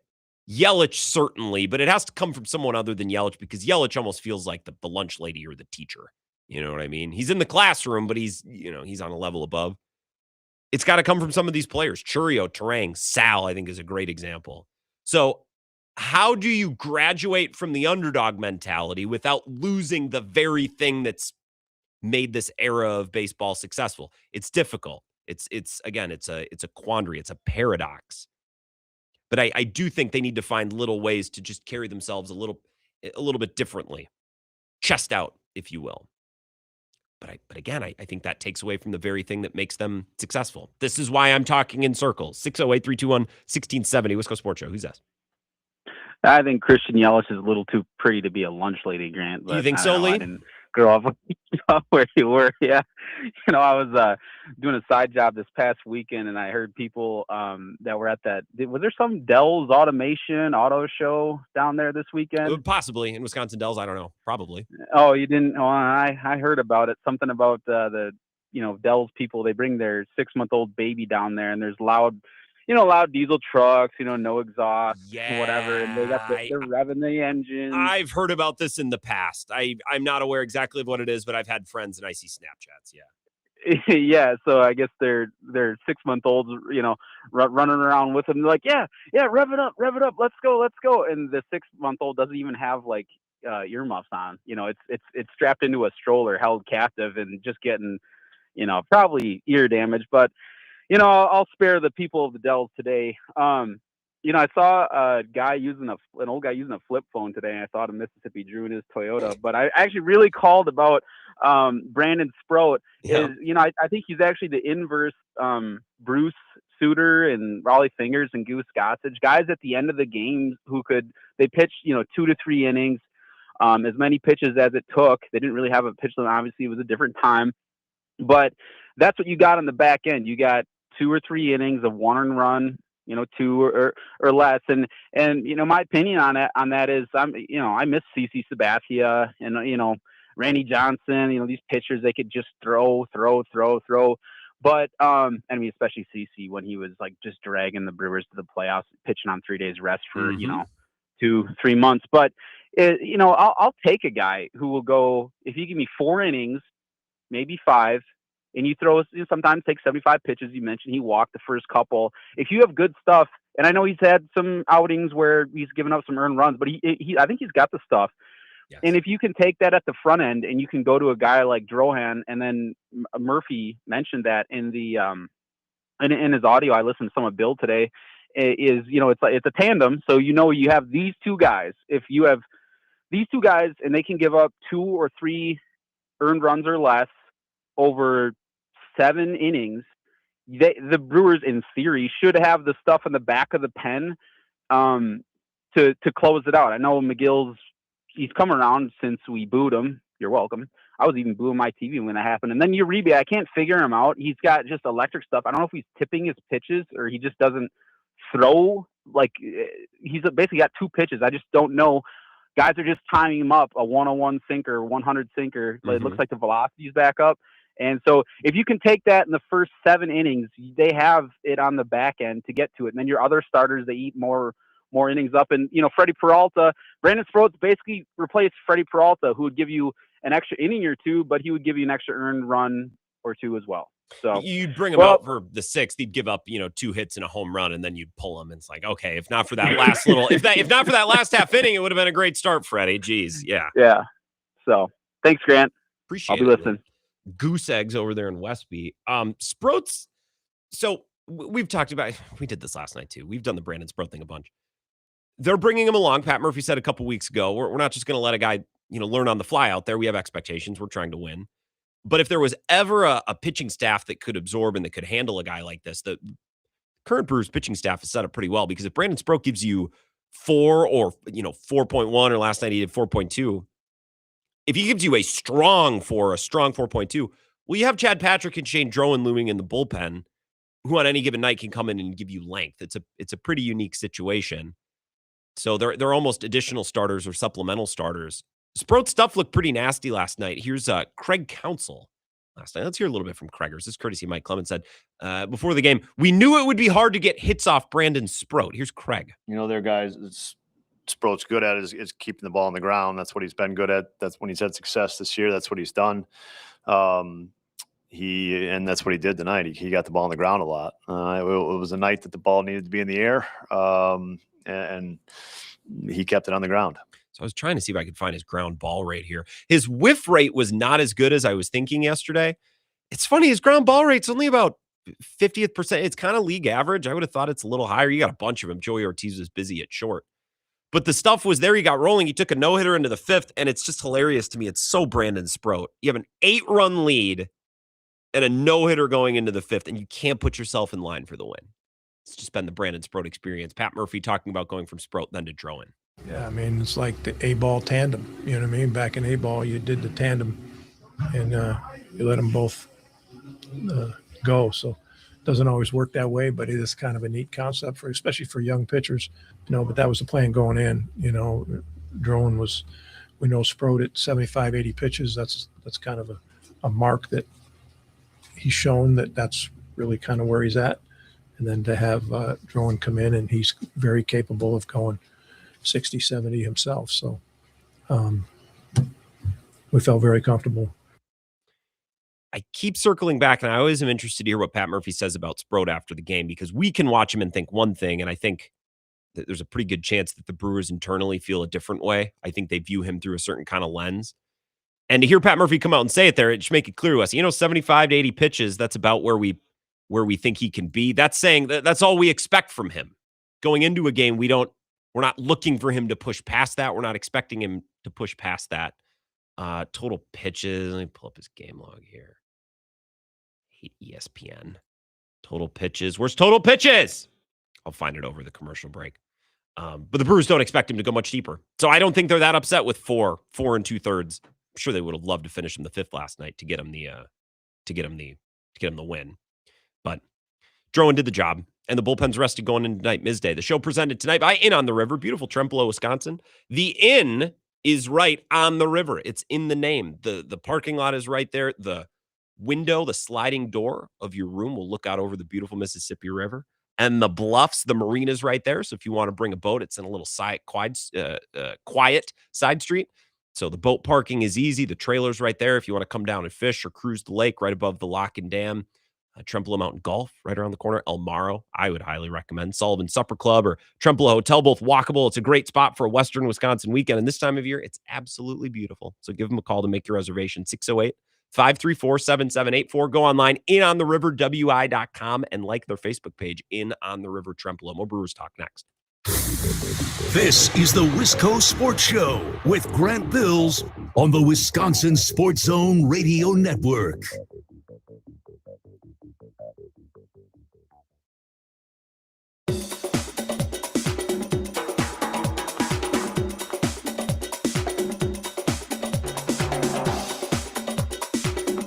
The Wisco Sports Show will resume in 3 minutes.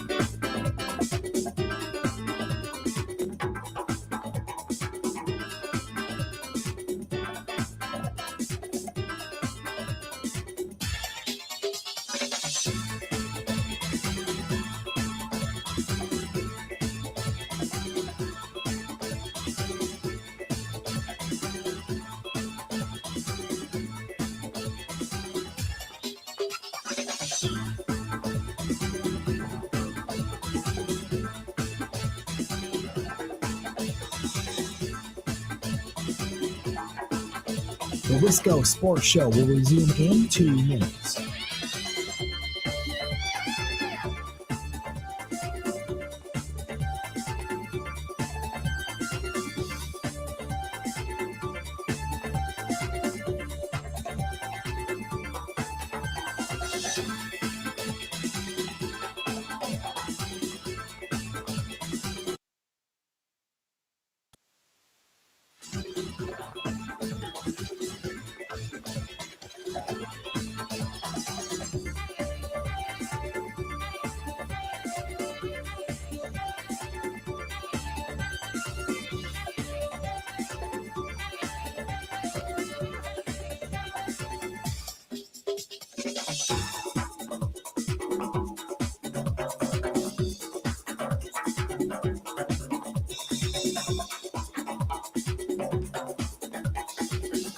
The Wisco Sports Show will resume in 1 minute.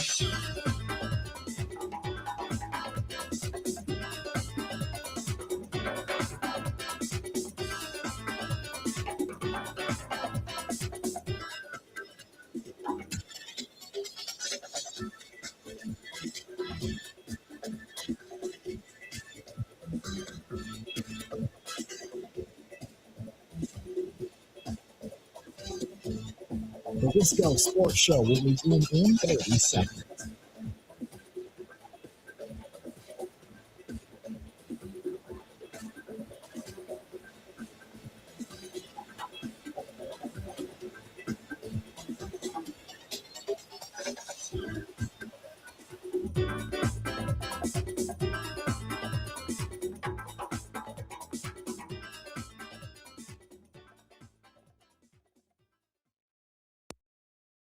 There was one at bat, man, I want to pick out. I don't remember what inning it was. Forgive me.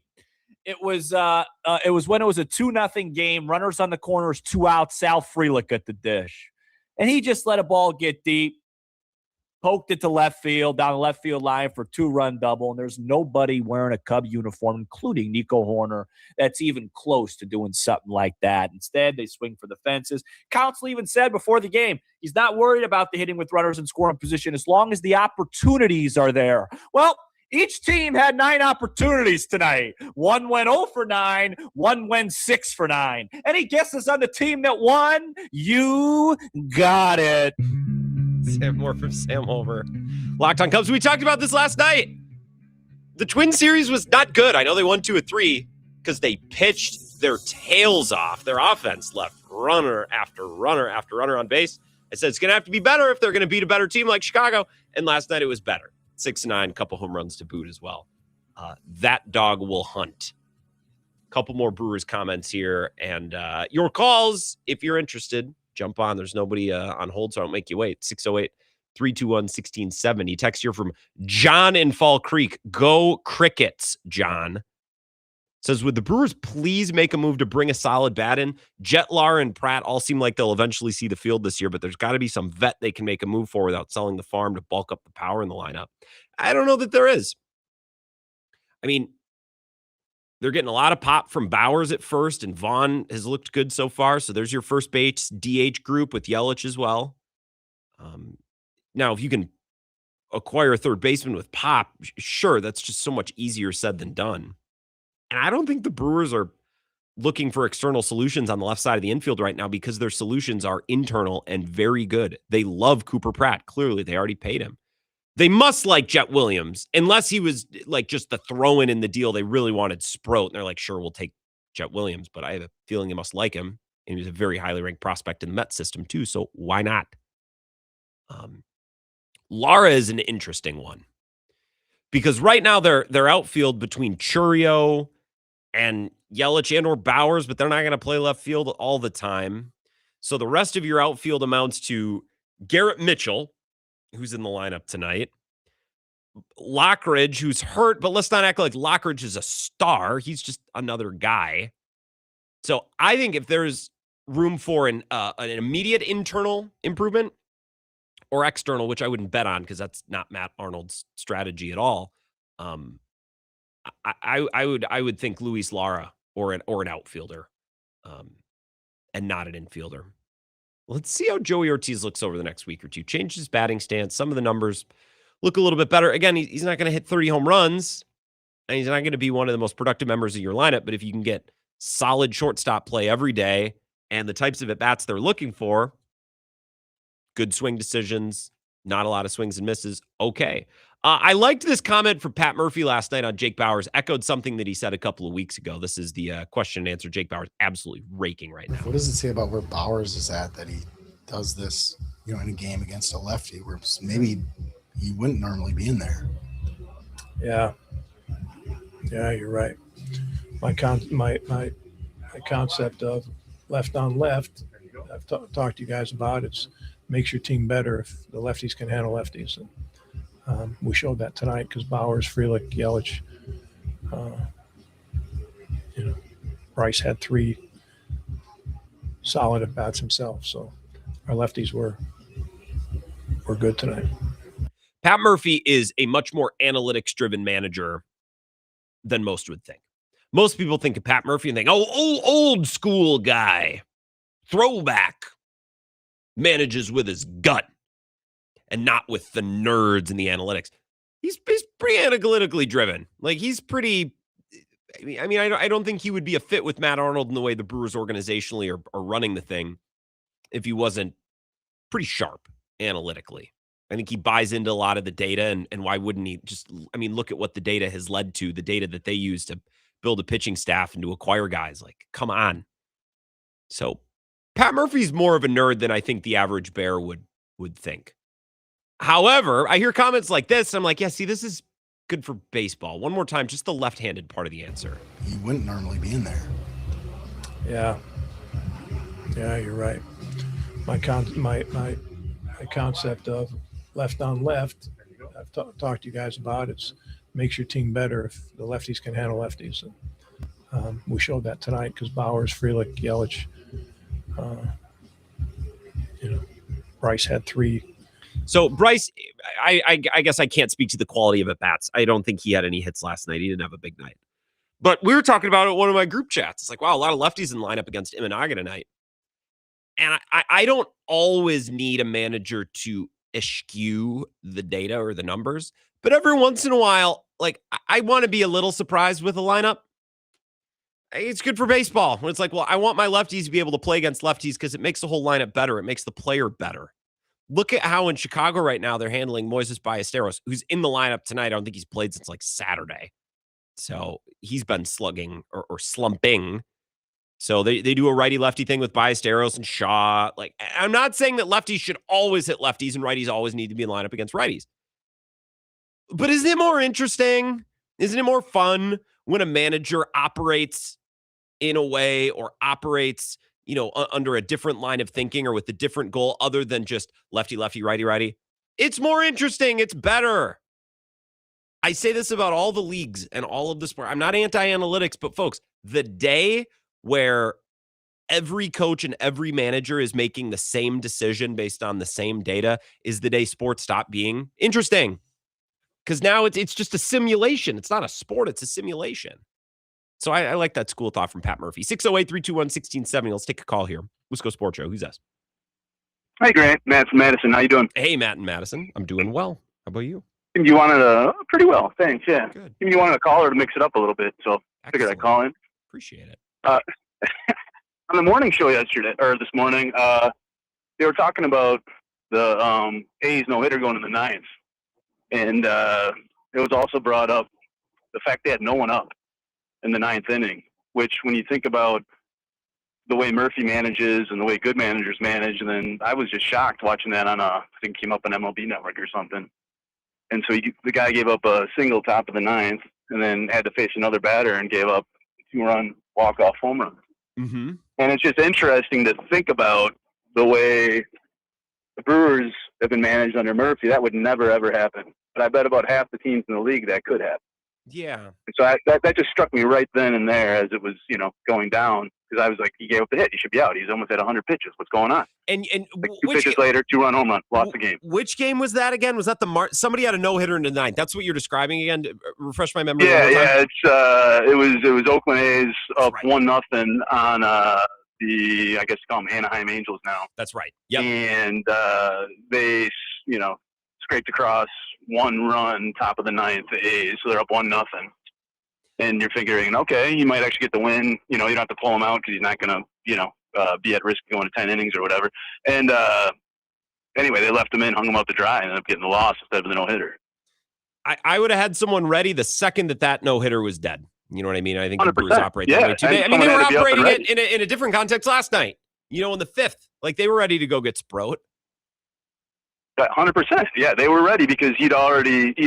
I mean, I don't know about you, but I was shocked to see him cruise through 4.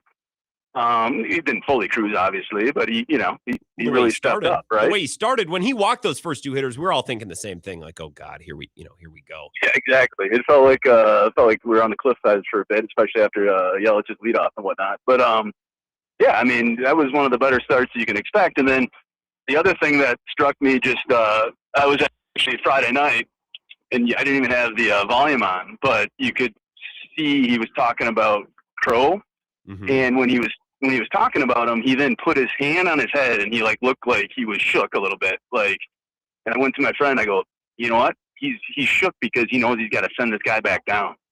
Yeah. And so that kind of thing is picked up on by the players, and that's why I think they go all out for him. 1, and then 2, whether it's a paradox or juxtaposition, I do think that it can be both. Meaning you can play like the we're the small market, wicked stepchild type of thing, but also emerge as, the sleeping giant at the same time, right? I mean, I think it can be both, to your points earlier. I think so. That's a balance they need to find. Matt Mattis, appreciate the call.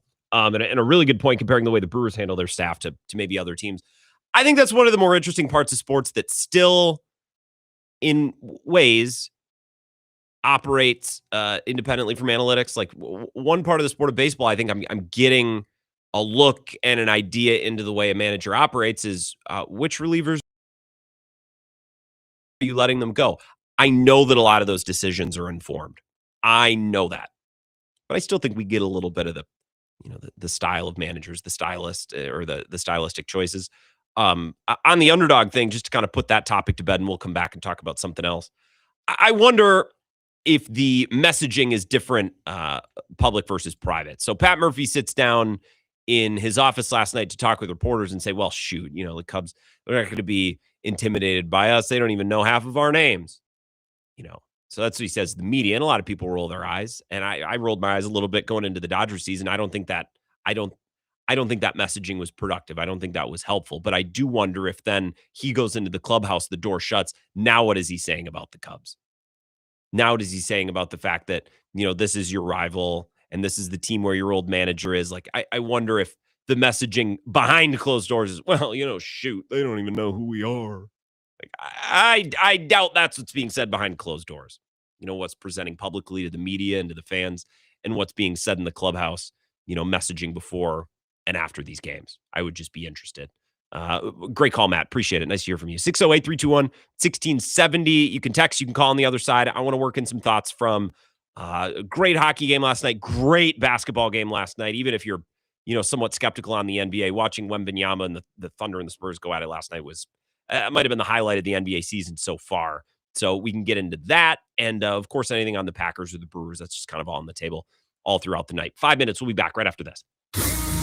This is the Wisco Sports Show with Grant Bills on the Wisconsin Sports Zone Radio Network. I work for Pella because I know it's a company that builds and installs a quality product. The people that I meet, the stories that I hear, and it's really one of my favorite parts of this job. That's really it. I love being able to walk hand in hand with customers throughout the whole process from start to finish. I love doing entry doors. When you show that picture of what their future entry door looks like and you get that big smile, that's just one of the best feelings. Get the look you want for the home you love with 0% financing options available. Visit PellaWI.com today.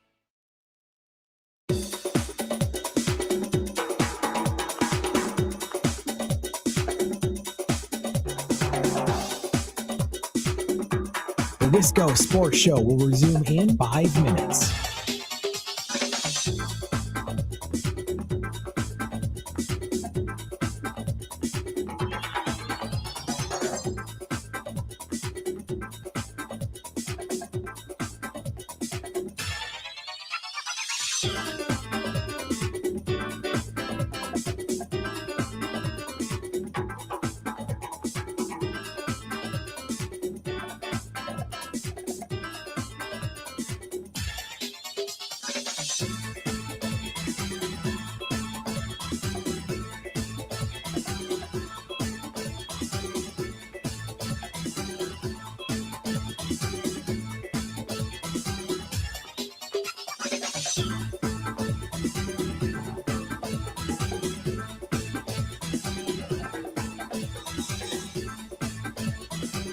The Wisco Sports Show will resume in 4 minutes.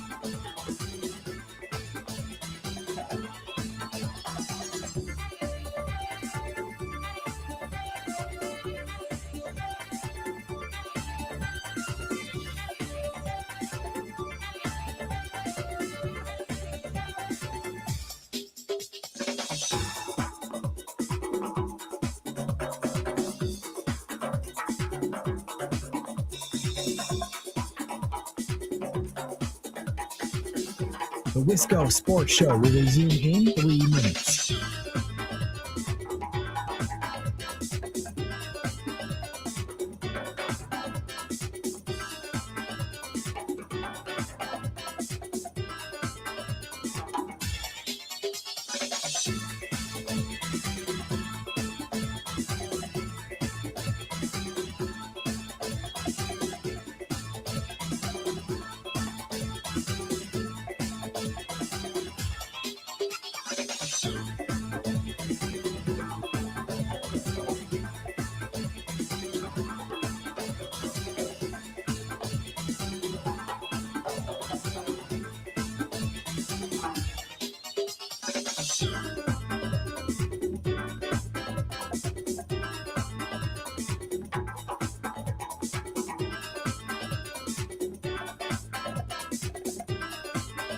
The Wisco Sports Show will resume in 2 minutes.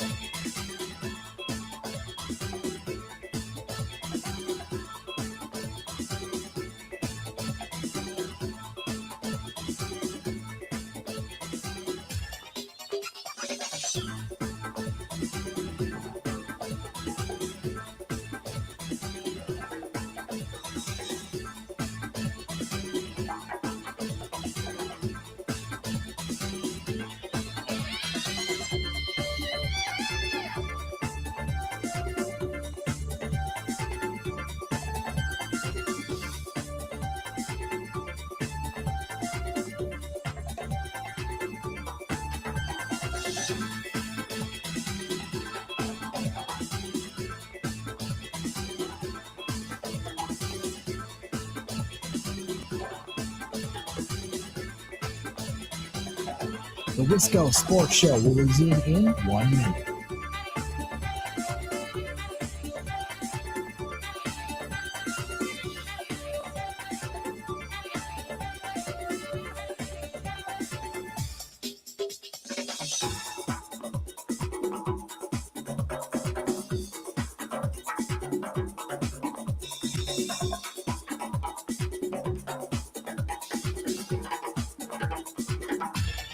The Wisco Sports Show will resume in 30 seconds.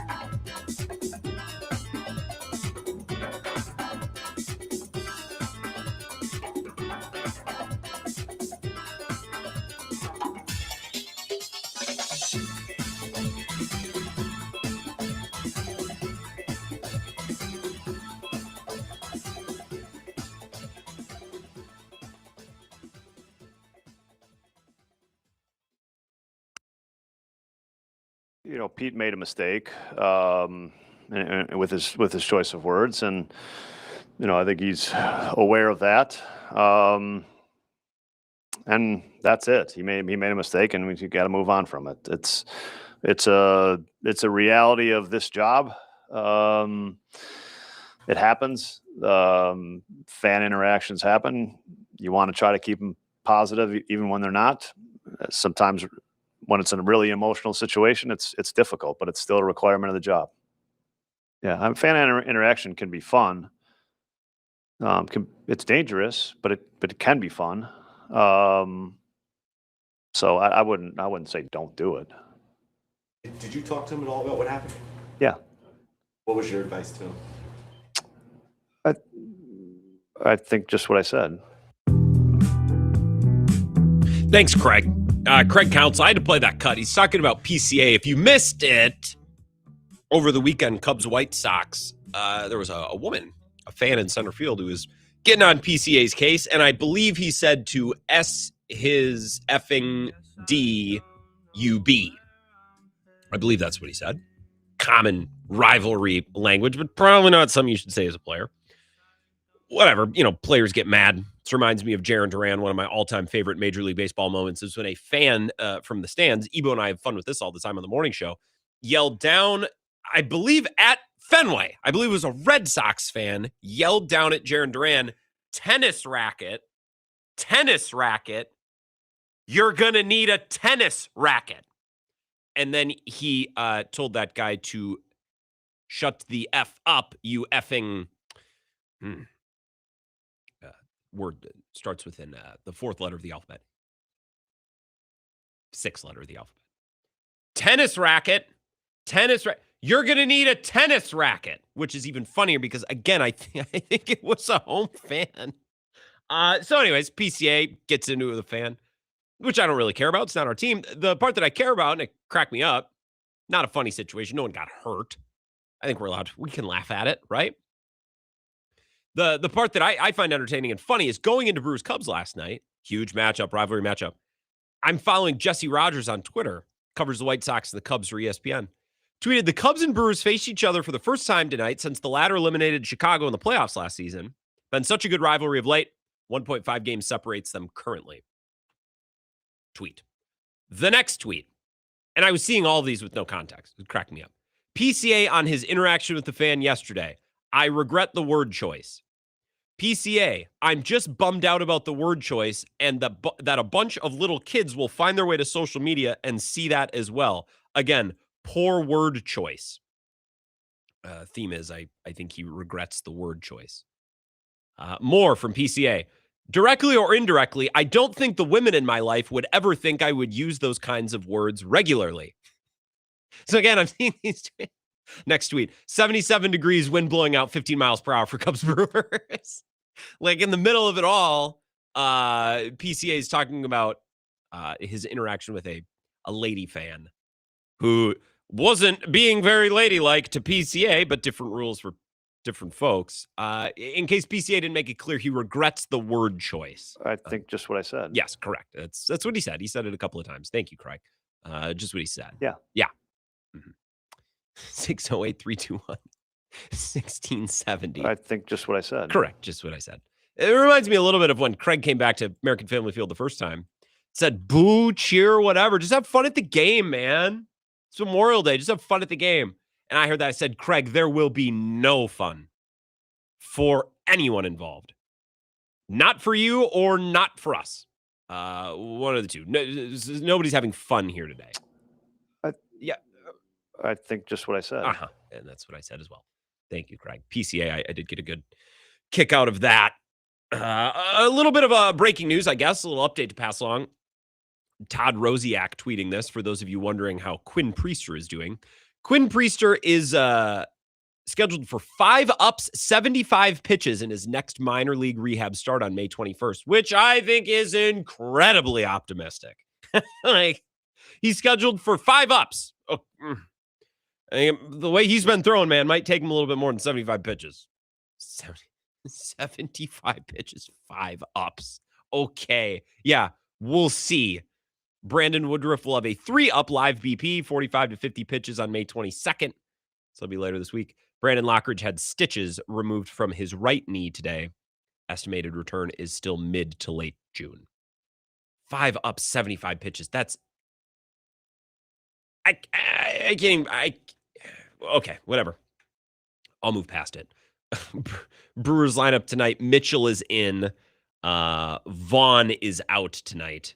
They're going against Ben Brown, who's mostly been bad as a pro, been better this year, but has always been good against the Brewers, I feel like. Let me see if I can pull up the splits. Let's see. My producing skills will come to play here. Can I talk and type at the same time? I'm interested actually to see his team-specific splits. I feel like he's always been good against the Brewers, but let's see. We can find those numbers, and because not only am I a host, but I'm an executive producer, I can speak and I can speak and type at the same time. Pitching career splits. We'll go here, team specific, and I should be able to find this for you. It feels like Ben Brown's always been good against the Brewers. Season totals, first, second half, run support, game level, times pitch. My God, Pro Baseball Reference really is incredible. Opponent. Here we are. Split interleague. I'm going to go, let's just say batting average. How's he fared against the Brewers? Yeah, the Brewers are at the bottom. See, here's what I'm talking about. If we're just looking at batting average, opponent batting average allowed, the Brewers have hit 159 off Ben Brown. That's better than only the Angels and the Diamondbacks. The Astros don't even count. So the Brewers are third worst in baseball against Ben Brown. It's very interesting to me. Now, but maybe because Ben Brown is good this year, maybe that'll bizarro world flip. I don't know. I feel good about Mizorowski. How could you not? The bullpen should be rested. How could you not feel right about that? So a lot to look forward to for the Brewers tonight. However, now if Miz is bad, it's going to hurt worse than like it would. Like if you lose on Brandon Sproat's day, that's one thing. You lose on Mizorowski's day. That's why it felt so bad against the Padres last week. We'll take a break. Couple of thoughts last night on the hockey and on the basketball. Maybe the best night of the NBA season so far. It only took until May, and we finally had to get all the other Western Conference slaps out of there. It's Spurs, it's Thunder. It was going to be that all along. I'll give you some thoughts on that as we wrap up the show next. I think just what I said. This is the Wisco Sports Show with Grant Bills on the Wisconsin Sports Zone Radio Network.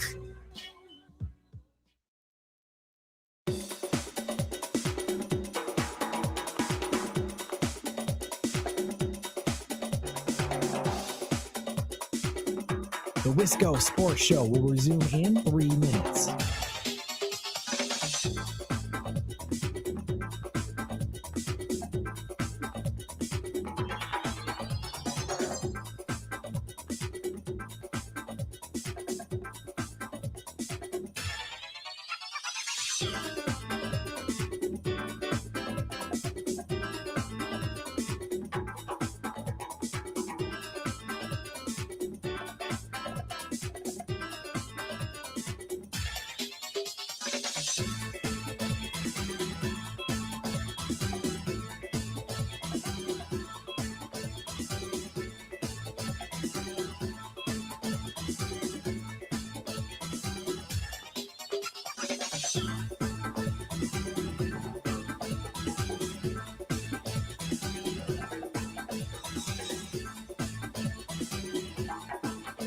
The Wisco Sports Show will resume in 2 minutes.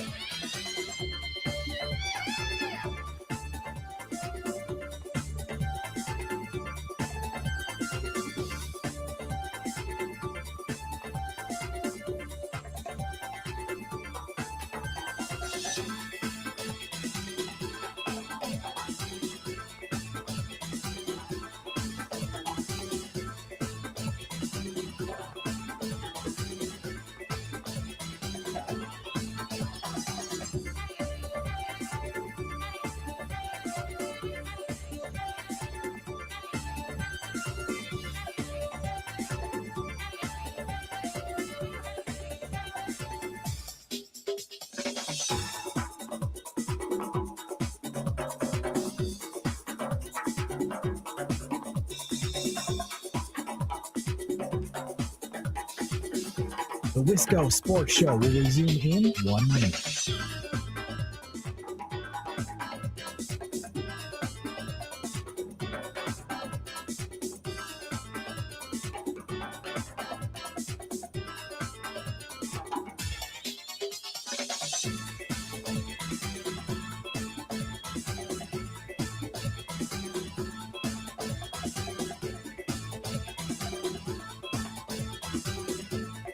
The Wisco Sports Show will resume in 30 seconds.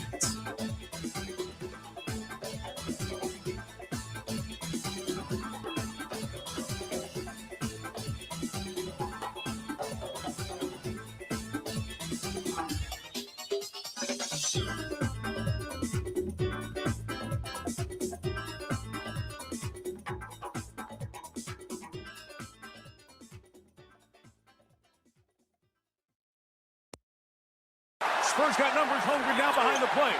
5 on 4. Wemby's going to pull a deep 3. Oh my goodness. A logo shot. 28-footer. Ties it at 108. Stayed up for double overtime last night. You were awarded. Thunder versus Spurs is going to rip. Certainly be better than Pistons Cavs. Going 7 games, the Pistons no showing at home in game 7. All right, man. James Harden and the Cavs. Saw the video of him walking on play the Knicks tonight. That's all right. I'm more interested in that than Pistons Cavs for sure. Man, I hope the Spurs beat the Thunder. I don't like the Thunder. I don't enjoy watching them. I don't know what it is. Maybe it's because I know that this team was bought and paid for with years of just reprehensible level tanking. They flop a lot. That bothers me. Caruso flopping shamelessly at the end of regulation. I'm like, gag me. A lot of flopping. Lou Dort kind of dirty. And I think I love Wemby. It's not just that he's talented and he's got the build. So many guys come into the draft every year. He's got the frame. He's got the build. Wemby's got a little bit of a mean streak in a way that a lot of these guys just don't. It's not that he's dirty, but it's like that dude, he cares. And that actually is not as common of a commodity in the NBA as you'd think, even at this level, even in the second, third round of the playoffs. 608-321-1670. Let's take a call here as we start to wrap up the show. Wisco Sports Show. Who's this? Well, it is my old friend Grant Bill. I thought this might be you, Eric. Nice to hear from you. What's up? Well, I'm really happy the Brewers are doing well. They're gonna play for first place in the division, all right? Mm-hmm. Absolutely. That's good, right? There has been some good NBA basketball. I mean, even though the Bucks aren't in it, there's been some good. Well, that's why the NBA basketball is good, is because teams like the Bucks are no longer playing. You hit the nail on the head. And I did want to talk to you about. I heard that the Badgers are going to open in Lambeau Field. They are. That's what I heard. Well, so much for your only footballs played at Lambeau Field. All right. Damn it. You're right. It's a football stadium, except for when the Badgers use it. But I did notice that they did have a concert up there. So now you're not quite as special as you thought you were. Well, we limit our concerts. We're selective. Oh, okay, so it's not only for football. It's for limited concert engagement. It's for however many concerts they use that still allow me to get away with my Lambeau Field commentary. Yes. Okay. All right. Well, we'll see how it goes. You know, it's a little bit of, like they say you never want to let the camel get his nose underneath the tent if you're in Persia. But, that's kind of how it starts, right? I mean, you're from lacrosse. Mm-hmm. So one concert leads to another, right? Yes. I don't think so. Oh, right? You're talking about at Lambeau. They have one concert. They're going to want to do more and make more money. Is that what you mean? Yeah, right. That's what I'm saying. One thing leads to another. Like the camel getting his nose on her tent. Pretty soon you got a whole camel in the tent. That's what you got. Is that a real saying? No, I just made that up. But I was going to say. It's like, what? I tend to do that. Sometimes they're good. No, Sometimes I thought it was good. bad. I believed it. I mean, I wouldn't want a camel's nose under my tent either. That's fine. Like, it makes sense to me. Maybe I'll start saying it. Everyone get on our level. Do you remember back when the city of La Crosse, they'd be fighting to put a road to the north side, a north-south corridor? Remember those arguments? Yeah, through the marsh. Right? Yep. The previous through the mayor marsh. ran largely in part on a platform of preventing just that. Right. And the reason they don't want to prevent that is, first off, that marsh is what prevents La Crosse from flooding. Mm-hmm. Secondly, if you put a road across there, sooner or later somebody's going to say, well, let's fill in this one corner and put a business here. Yep. That's what's going to happen. Yep. And then pretty soon there's another one, and pretty soon there's another one. It's a slippery But slope. I digress. Or a filling marsh. Slippery slope, filling marsh, same thing. Camel in the tent. Camel. All the same thing. I think those trails, man, like, I don't know. Town's got to hold on to stuff like that. You can build more. They're building more think on the they do. riverfront on the north side. There's plenty of space to grow if you want it. They're building out in not in Westby and Holman and Onalaska. They're shooting houses and neighborhoods, new developments everywhere. It's fine. Right. Plenty of places to build around here. Yeah. Grant. Plenty of places. Lee on the live stream says one thing leads to another, like the canoe race is leading to riots in lacrosse. Yeah, that's a good point. Right. That's exactly what you got going on with those concerts at Lambeau Field. So When's the Norwegian get together down in Westby? It was this past weekend. It was Norwegian Independence. We were celebrating our independence. Yeah, what's the word again? I always forget how to pronounce it. Setnamai. Setnamai. That's right. Were you down there for it? Yep. I did not make it down for Setnamai. I've been down there quite a bit. A lot of hail damage at my mom's house, and I've been helping her arrange all the. So I've been down there pretty regular. So I don't. And that's why I couldn't make it down to the Conservancy thing. I seen you were playing down there, and I wanted to make it down there, but I knew you were busy conserving and you didn't need my help. So, yeah, we're busy. You're exactly right. No, it was good. I'll see you at some point, I'm sure, Eric. Maybe if not this summer, we'll do some Oktoberfest broadcasts. We'll be on the lookout for you. Oh, I think we'll probably try to get together before that. That sounds good, Grant. You have a great day. Yeah, you too, Nice Eric. talking to you. Eric on I-90. It's been a couple weeks since we've heard from Eric. I believe the first ever person to call the show. Setnamai. Yes, that would be correct. I was afraid I was going to mispronounce it. Yeah, Westby got smoked. Anyone want a gambling tip for Big Ron? Says a over-under for Cubs tonight is 7.5. It was 10.5 last night. Wind must be blowing in. I think it's blowing sideways. Hammer yesterday's pick of Cubs' first 5 innings under 1.5. That would make sense with Miz on the mound, I suppose. Under 1.5. It's a small number, though. I don't co-sign these bets. I just pass them along from Big Ron. Enjoy the Brewer game tonight. I will not. I will be pacing around the neighborhood. I also got to make some food. Trying a new chicken recipe tonight. I'll let you know how it is tomorrow. I know it's very exciting. It's just my life. I know. And tomorrow, Jesse Temple will be on. Maybe we can talk about that Lambeau Field game. God, Eric baited me on that one. Yeah, they can no longer say they only play football at Lambeau Field because the Badgers are going to do their thing up there. And I don't know that under Luke Fickell, you could have gotten away with calling that football very often the last couple of years. So we'll do that with Jesse tomorrow. We'll talk more Brewers. And we're inching towards Packers OTAs within the next week as well. So any news we get regarding that and anything with the NFL, of course, we'll make the show. Enjoy Brewers Cubs tonight. We'll be back tomorrow to talk about it at 4. Thank you for listening. Podcast will go up just a little bit. And in that